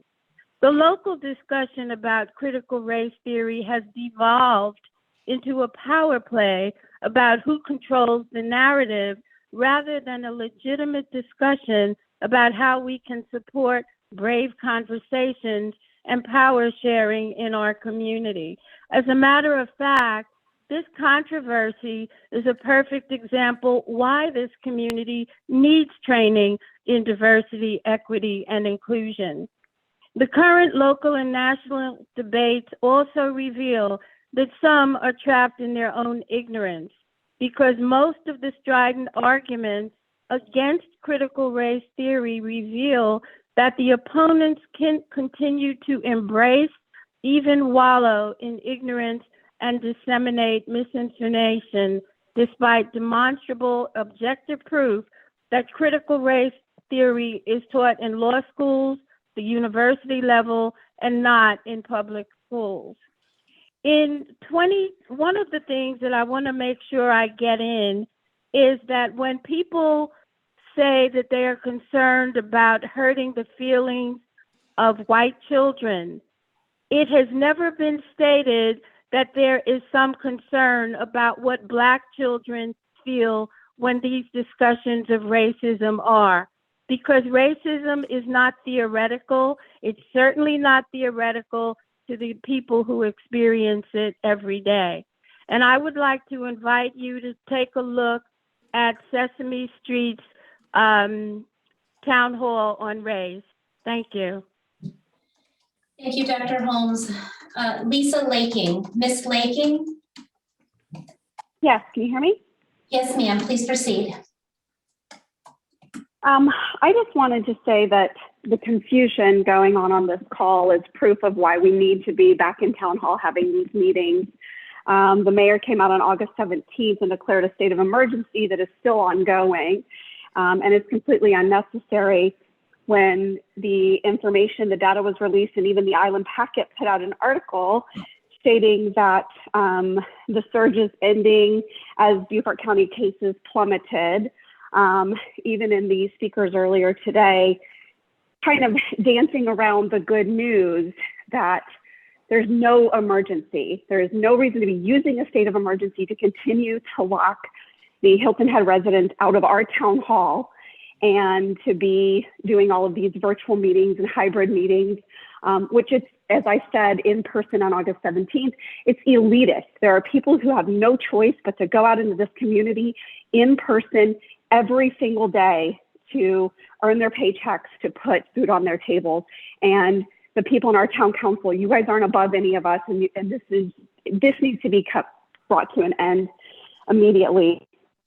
I would also say that I watched the 3 hours as well, and of the video that's being discussed on this call. There are several issues with it, even if you don't get into the weeds about the topic. There were $3,000 of taxpayer money used to fund that workshop, and it was used to hire a facilitator by the name of Jorge Ceballos, who was fired from his position at Kellogg Community College for several reasons. People can look it up on their own. But he was the one facilitating that. And in the call, he expresses how he could be his more radical self, or on the workshop, he did that. So this isn't just about training and awareness. This is about indoctrination. And they admitted, I was looking for something to be constructive about our local community and what we could do to elevate and really highlight the history of this island and everything that the Gullah community deserves to be highlighted because it is so important to this island. That is not what came out of that workshop. It was a lot of fluff and not a lot of action and not a lot of results. And at the end, they concluded they pretty much can't do anything about us adults, but they can go after the kids. They've got to start in kindergarten. So I really think we need to take a step back. Everybody should get the information, but town council is obligated to define these terms and be good stewards of our money and how it's spent and the type of people they're hiring to train up the staff. Thank you. Thank you, Ms. Laking. And finally, sir, we have Mr. Hoagland, Skip Hoagland. Krista, you had Ms. Gray on the line? I apologize. I went right over. Ms. Gray, go ahead. I apologize. You're on the queue. Sorry. Great, thank you. My name is Janice Gray. I'm currently a resident in Indigo Run, and I appreciate this opportunity to speak today. I moved here in 1980, and so for the last 40 years, I've been very involved in a variety of organizations. In that 40 years, I've served and provided leadership. I was a CPA on the island. I had my own practice. I worked with individuals. I worked with businesses. My two boys were born here in the hospital. They went through the public school. I was involved with the schools. So they settled here as adults. So I'm here to stay and have a vested interest in the future of Hilton Head Island. My current involvement was the Art League of Hilton Head, and I had to write grants and present at the different committees the value of the organization. I had to come up with the economic impact and present that, and the town thought that they provide value. They've supported the Art League over the years, and they've determined that they had great value. And for now 50 years, the Art League has been on the island and celebrating that anniversary next year. I also served on the Arts and Cultural Strategic Planning Committee that was appointed by the town, and we had to determine the arts and cultural impact on the island, and it became tremendous results. And so the town took that our recommendation, and they created the Arts and Cultural Affairs Department, hired Jen, very qualified in arts management, and she has done a bang-up job. There's tremendous value to the arts and culture on this island. I'm speaking up today because I am so disappointed in my town council representative in saying what I believe are misleading, untrue, and inflammatory statements.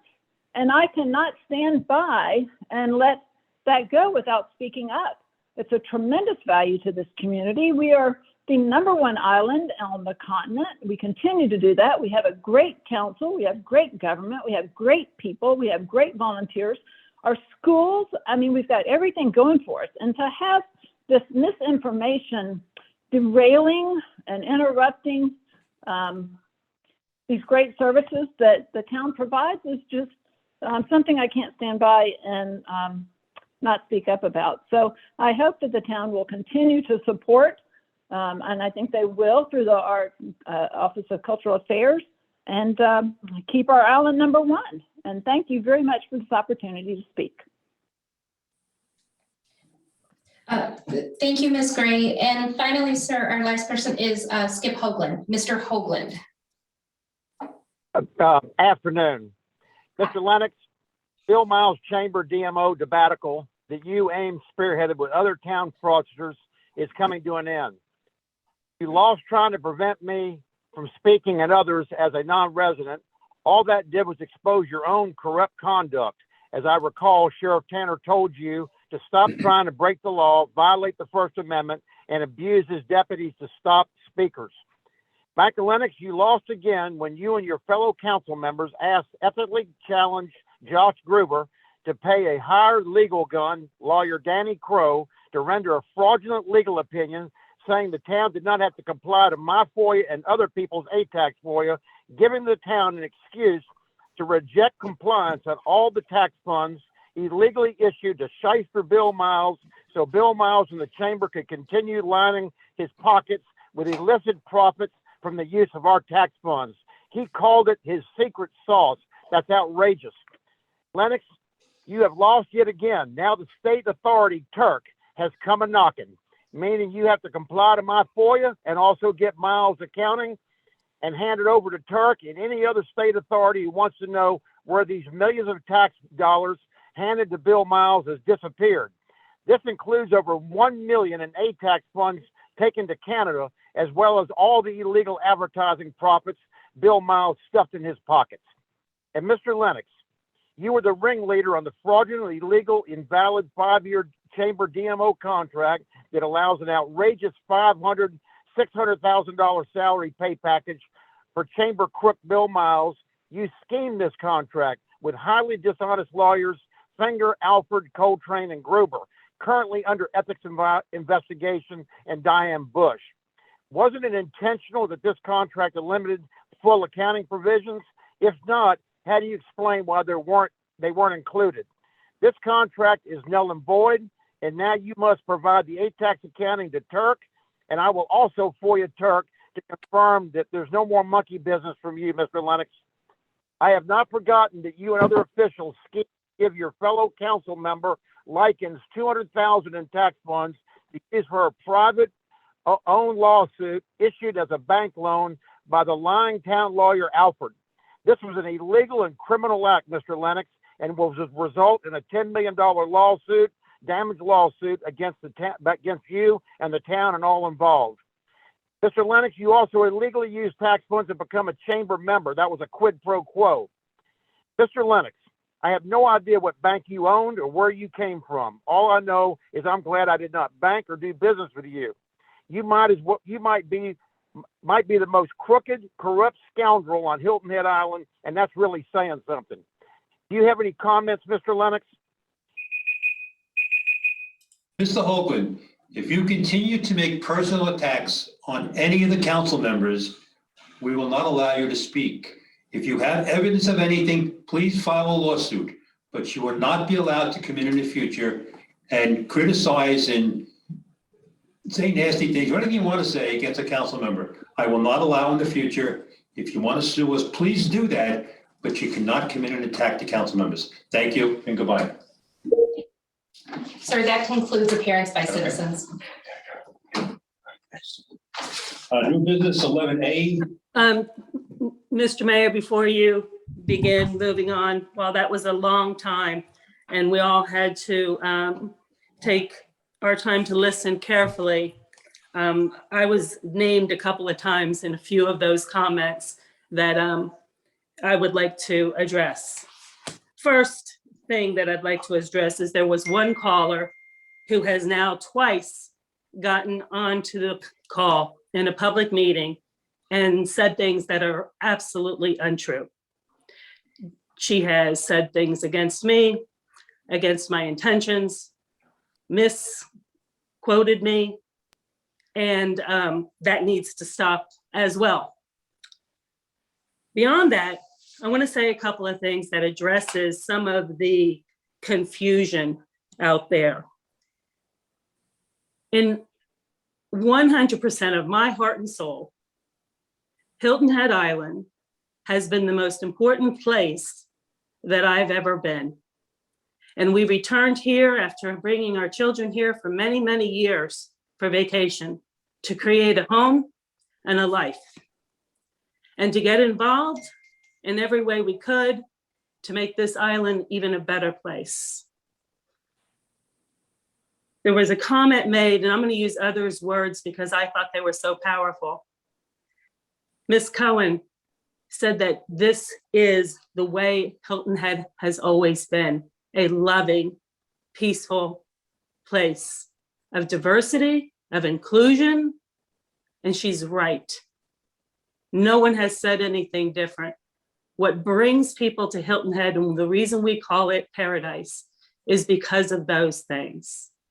Hilton Head is a loving, peaceful, cohesive, diverse community. It's one island. Someone questioned recently, not before this controversy, what one island, one community meant.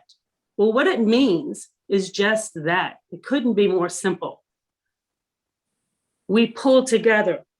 Abraham said it correctly. You work together.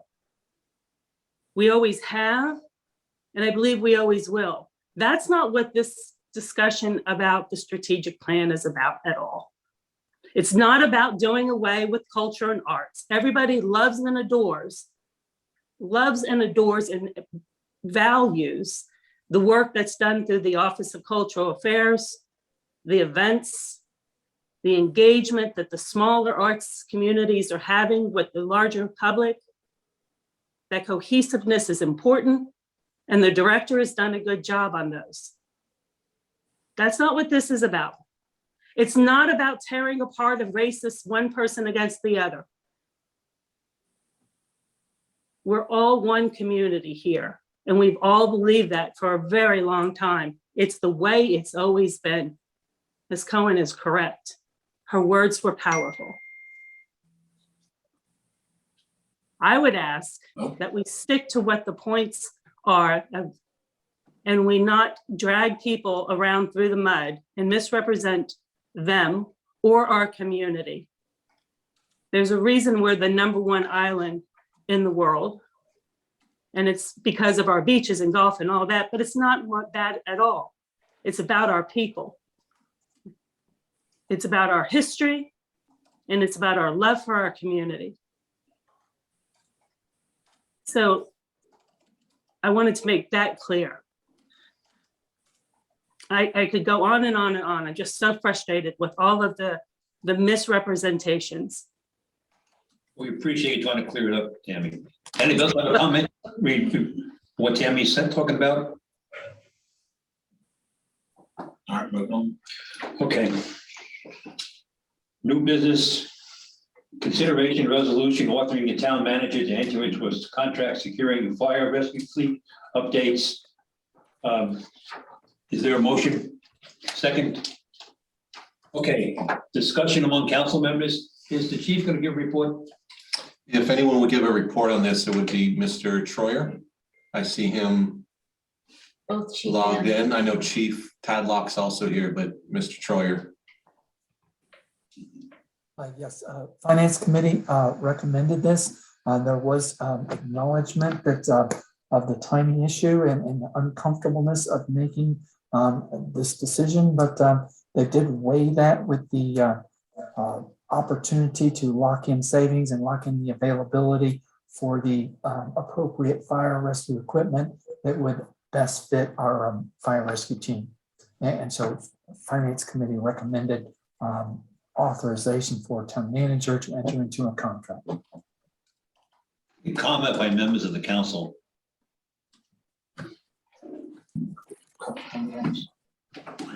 Okay.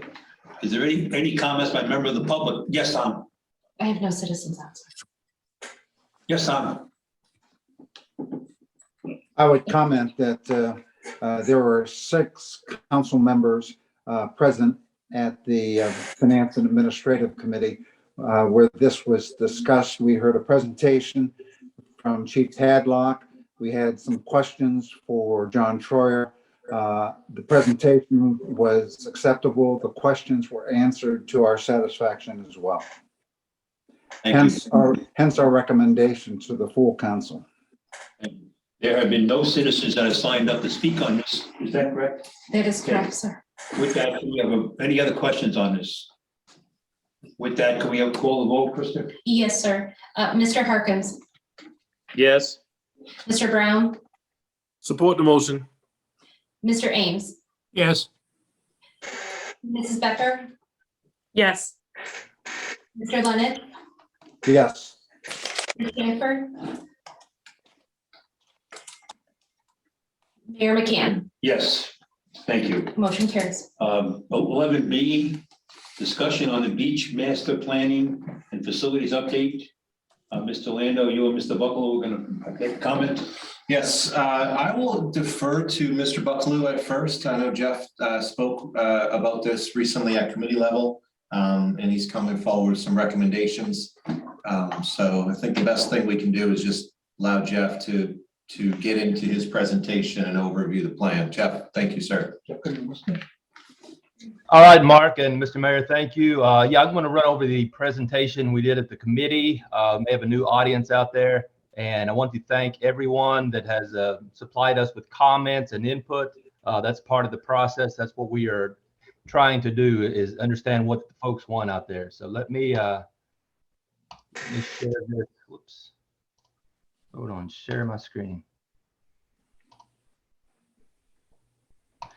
Trying to do it. Hold on one second, forgive me.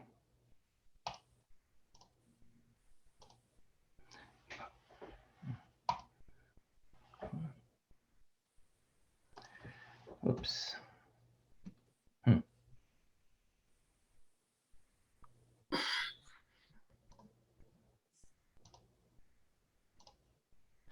There we go. Can everyone see that? Are you having trouble sharing your screen? Yeah, is it shared now? No, we don't see it, sir. I can share it if you'd like, maybe. There we go. There we go. We see your dog, Jeff. Oh. That's a wonderful dog. No. Thank you. I think the dog is excited. I've already All right. Yeah, the purpose and objective of this is to improve the overall function and experience of the users at our town beach parks. And as we've heard from many of our citizens, number one priority is Islanders Beach Park. The strategic plan, we held a workshop on a few weeks ago. There are 3 initiatives in that plan directly related to the beach park operations. We have a beach operations master plan that we're working on. The parking master plan, held some public engagement meetings yesterday, and to improve the beach shuttle service. Let's see. Yeah, the town beach parks we have at Hilton Head, we have Alder Lane, Coligny, Berks, Dreesen, Follyfield, Islanders, Fish Hall, and Mitchellville, going from south to north. Here's the South Island Beach Park, Alder, Coligny, Low Country Celebration, we have parking. Up at the Mid Island, we have Berks Beach, which includes a lot of Chaplin Park, folks, beach-bound folks park there as well. Dreesen Beach Park, Follyfield Beach Park, Islanders Beach Park, and then Mitchellville and Fish Hall up on the north end. Things we've done this year. This summer, once Mark got here, he assessed operations at the beach parks, wanted to see how we could do better.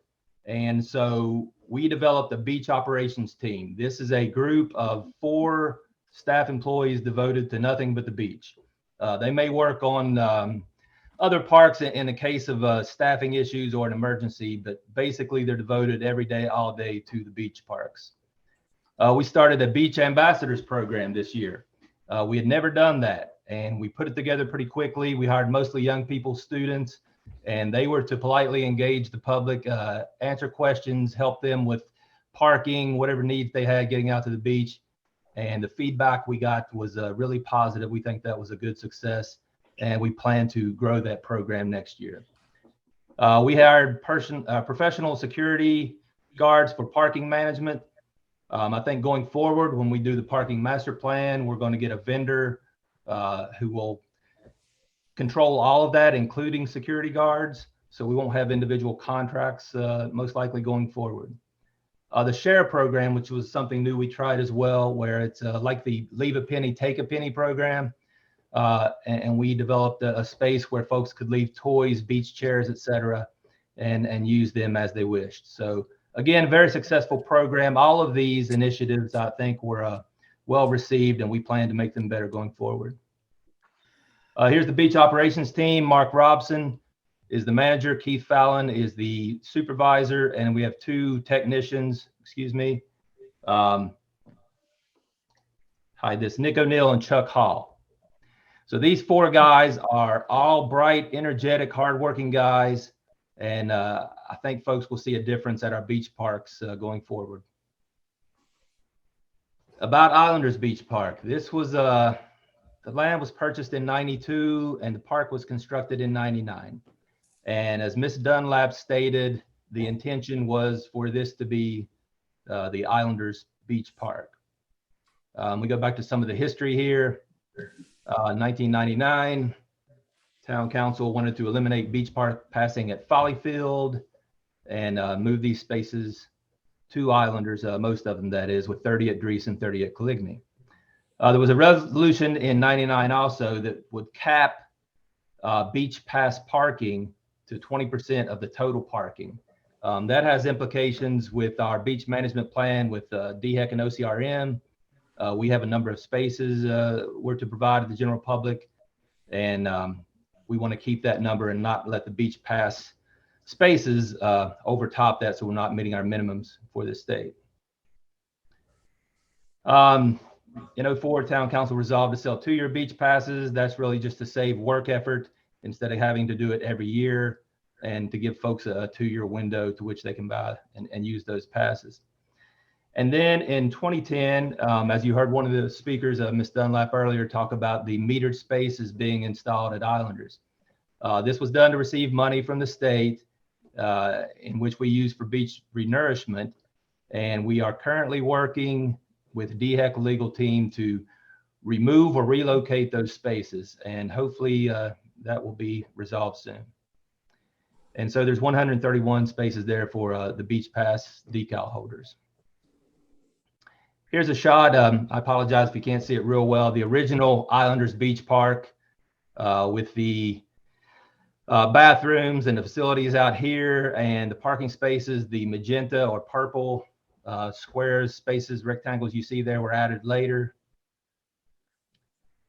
Getting into the park itself, here's the entrance. And I know some of the folks have mentioned the pedestrian access and how this has become a big problem.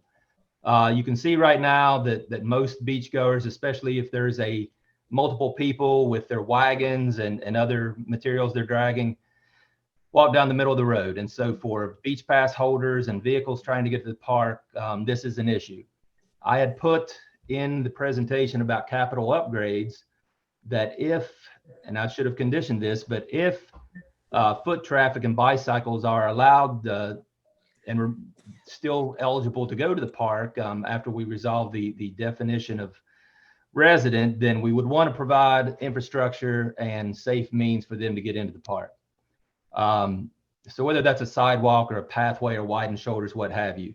Talking about that pedestrian access issue, how could it be handled if the residents, by the definition, wanted some means to get into the park? There may be ways we could do an ID card, et cetera.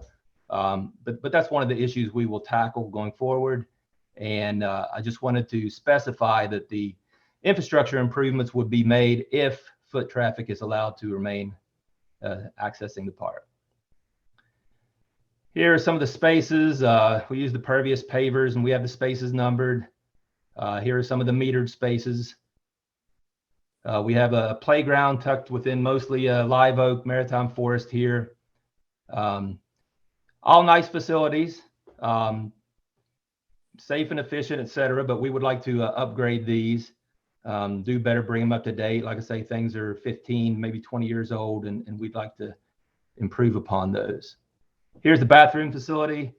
Again, yeah, nice facility, but it's a bit dated. So we would just like to improve and enhance all of the facilities here at Islanders. Interior of the bathroom. This is the, I guess, crawl space. You know, the building was built back in the late 90s to meet flood elevation.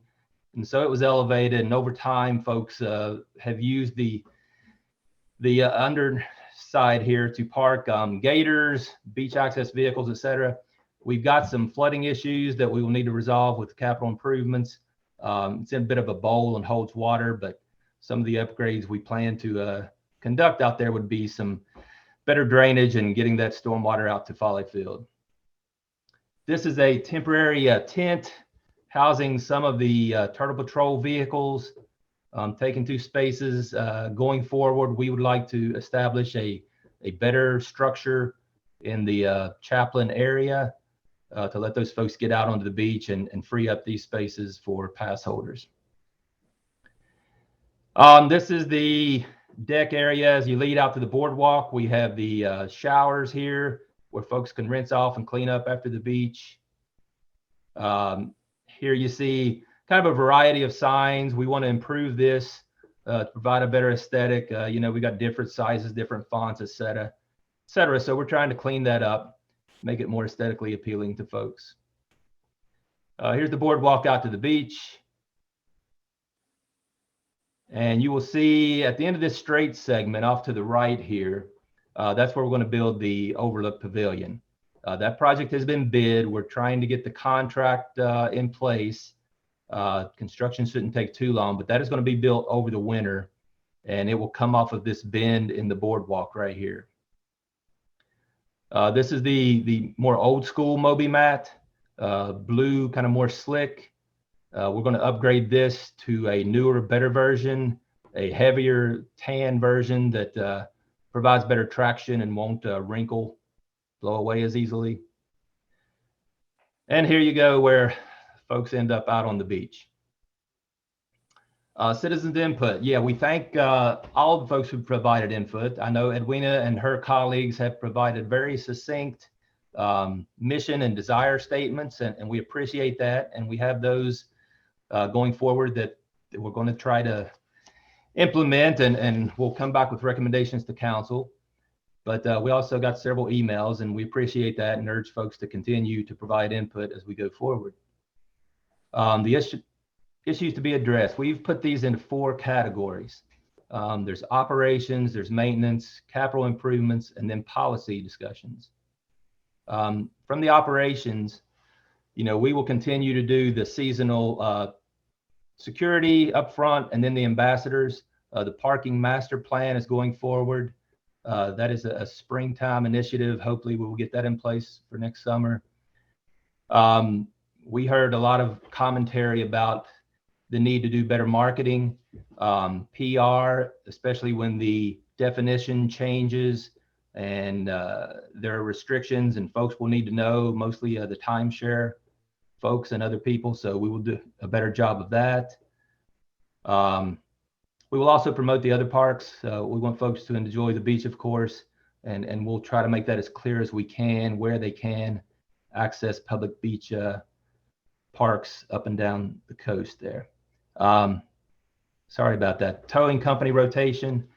Yeah, we want to make sure that we have, try to get local island vendors, and they will provide a debit or non-cash option for folks and make that easier if someone does happen to get towed. Also, the trash and litter contracts we have there, we will review scopes and make sure those are as specific and good as they need to be going forward. Maintenance, that's always something we're doing, keep the vegetation trimmed. We have contractors, as I said, we'll make sure they're doing their job and improve scopes as needed.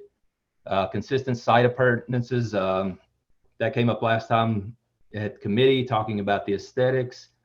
We should have consistent, nice trash cans, signs, bollards, bike racks, etc. One of the ideas we received was a bike repair station for folks who may ride their bikes to the parks, have a pump and some tools there that are tied to a post and folks could use. And then remove the meters, of course. That's something we're diligently working on and hoping to get resolved by the summer. Capital improvements, the Scenic Overlook, that's about to be under contract and going to be constructed this winter. Looking at the site as a whole, we've got a design team in-house. We're meeting to scope out the project, and we're going to get a survey, an updated survey of the entire site. But one of the goals in capital improvements here would be to add more parking spaces, a security guard station up near Folly Field at the gate. The sidewalk or pathway would only be done if we are to continue to allow foot and bicycle traffic. Remove the tent, build a permanent structure over at Chaplin. Pedestrian connection from the parking to the boardwalk area. We thought there might be opportunities in that playground area to get folks out to the boardwalk if they don't wish to go up near the bathroom, and opportunity for that. Improve signage. We want to make things clear. Everyone knows where to go, make it simple and convenient. The playground, as I showed, it's nice and all, but we think it could be better. So we're going to look at different equipment, surfaces, etc., and add to that. Another thing was, I think there's a nice area where we could build a tree house, different levels within the oaks. And yeah, I would like to mention at this time, back at the committee meeting, a very good comment was brought up and repeated, was that if we're providing new or different or specific amenities here, but there's some exclusivity to this park, we should provide those somewhere else at other parks.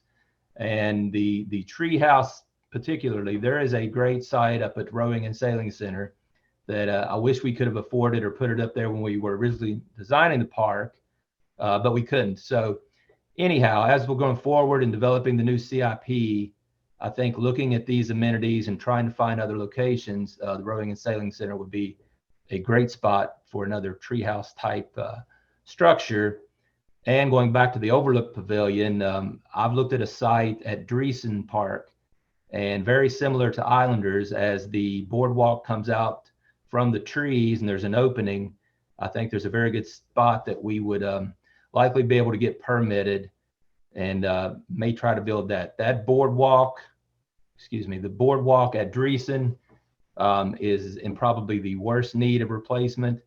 And so if that is a project going forward for a pavilion there, we would consolidate those and get economies and build the boardwalk and the pavilion both together in the off season.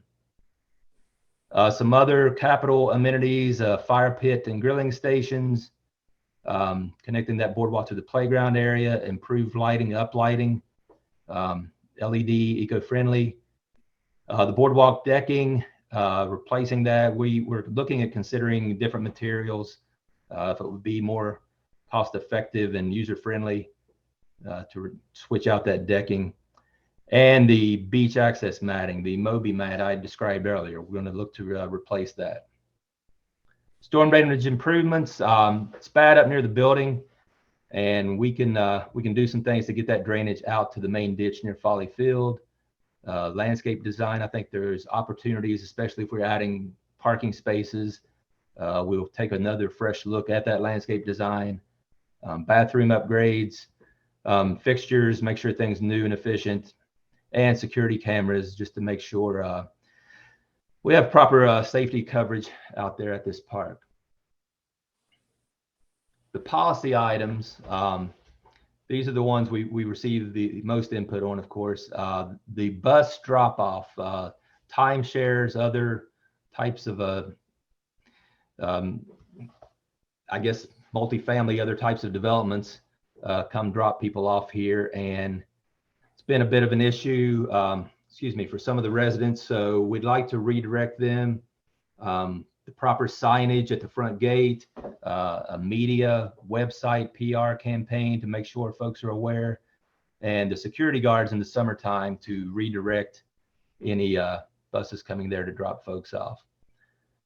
Vehicle access restrictions, if there's no sticker, then this site would not be allowed for drop off. Timeshares, bus, golf carts, etc. So we've heard that it's a problem with the folks coming in and out and dropping off, and we hear that, and the policy that we're going to be putting forth, we will look to address that. Safety of pedestrian and bicyclists. I heard the numbers, some of the ad hoc counts out there, 400, looking at possibly doubling that with the new timeshare developments that may be built. If and only if we provide access, we would build the infrastructure. But if that's determined that we do not want to do that, then we'll put up proper signage and have the security guards redirect folks. Beach pass revisions, this is the biggest item, defining resident or who is eligible for a beach pass. That's the most critical, and we want to make sure it's a very succinct, easy to understand definition. One of the key things is it has to be tied to a current and maintained data source. I spoke in the newspaper about there's a 4% and 6% tax rate on folks, and you can tell who's a permanent resident and full-time resident and who's secondary. But that was only to distinguish what data is out there. However, the definition is finally developed and approved by council. Staff will vet and research to make sure that there is a maintained database that we can easily process these applications, and it's very clear to folks who is eligible and who is not. The implementation schedule, developing the policy items now, maintenance and operations are ongoing, but we hope to show improvement this next summer. And then the capital improvements, we have some funds now for soft costs such as surveying and design, etc. But we would be looking at next fiscal for construction on those. And the recommendations put forth, this was at the committee, to endorse the removal of metered spaces at Islanders Beach Park, given that we get the concurrence from the state partnering agency of DHEC.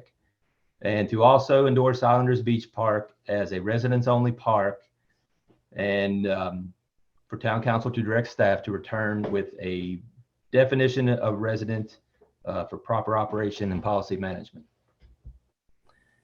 And if there are any questions, I'd be glad to take those now.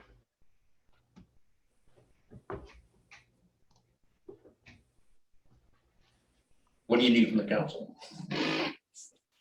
Jeff went through that slide pretty quickly. He did a good job overviewing what we were asking council. One, I believe that what would help me the most is an agreement in principle with 7 members of town council, the majority, to move forward to establish Islanders Beach as resident only.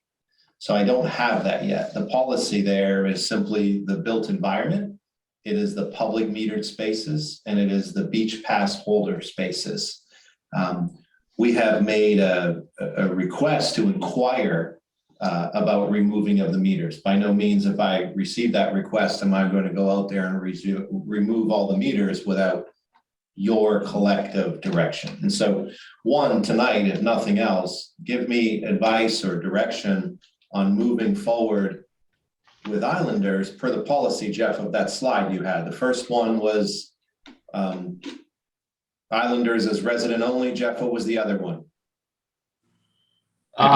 Removal of the metered spaces. Yeah, and so they kind of go hand in hand. And once that is provided, what I would do is come back to you once I learn a little more about the meters, and we're waiting on the state. With all due respect to the state, things do take time. We have requested and asked what strings, if any, are there if we would remove the meters that were put in place as a condition of public parking some years ago. So I think that's the most important tonight. We would have to also bring you back some thought, and we would also like your input on what truly defines a resident. And right, we've received the emails. By no means is Jeff here tonight recommending to you that we change the island's definition of what a resident is. But if the beach is island resident, is it status quo? We have more than 6,000 beach passes issued with a little more than 1,300 or so available spaces. And so if that's status quo, so be it. At least the meters would be removed. But if the town council wants to also give me some direction on an amendment to a policy to refine access, that's a bigger issue. I don't think we're gonna sell more than 10% more than the number of spaces that we have, not multiples of 6. Right. David, can we send this to your committee so you can look at it before the next council meeting? I'd like to get something done in December so people don't say we wait till beach season every year and talk about it. Okay? But, yeah, I'm fine with that, but I'd like to talk to Mark offline because I think that what would be beneficial is for the staff at that meeting to come in with some specific options so that we aren't just shooting with shotguns. Goodness, I agree with you, David. You'll take care of that, Mark? Yes, sir, and intend to do that. Okay. Mr. Brown has a question, sir. Yes, Alex. Yeah, I just want to add to that. I think that the increase of traffic down at Islanders, Burks, Dreesen, Mitchellville, the north beaches are somewhat a byproduct of what we did through the Circle to Circle exercise, where we wanted to push more traffic this way, right? So I just want staff to be mindful. I'm in full support of us redesignating Islanders Beach, okay? But as a result of that, we will have added pressure on the other beaches, okay? So as I can appreciate us having somewhat of a budget aligned with Islanders, we need to also be thinking forward as to improvements at the other beaches to handle bus drop off and that sort of thing. Because I'm not quite sure that all of those beaches that are on the north end, particularly Farley Field access, are currently equipped for additional traffic. So I just need to be mindful of that. I think you're absolutely right, Alex. You okay with that? Yes, sir. Okay. Any other questions on the beach? I would like to ask a point of clarification. This came out of the Community Service Public Safety Committee from Mr. Harkin's committee with a recommendation to bring this question forward. I have no concerns at all working with public planning because it's some real policy being adopted. We're kind of living in both worlds. This is a facility improvement and enhancement, but it is real public policy through a planning effort. And keep in mind, we did say that we do need a beach master plan, strategic plan. And so while I think that what we're doing today is piecemealing the issue, because what I'm hearing from Mr. Brown and clarity from you is let's look at the big picture. But I'm also hearing that Islanders Beach was an issue last year. It was the most emails I've received And I think we mobilized, I think Jeff did a great job with Mark Robson and the whole team, mobilized to make some improvements down there with security and parking and expectations and cleanup. What I'd like to do is have an Islanders plan in place before next season, knowing that the bigger picture plan is going to take us a little bit of time. Yes. Bill, you had your hand up? Yes. Can you hear me? Yes. Yeah.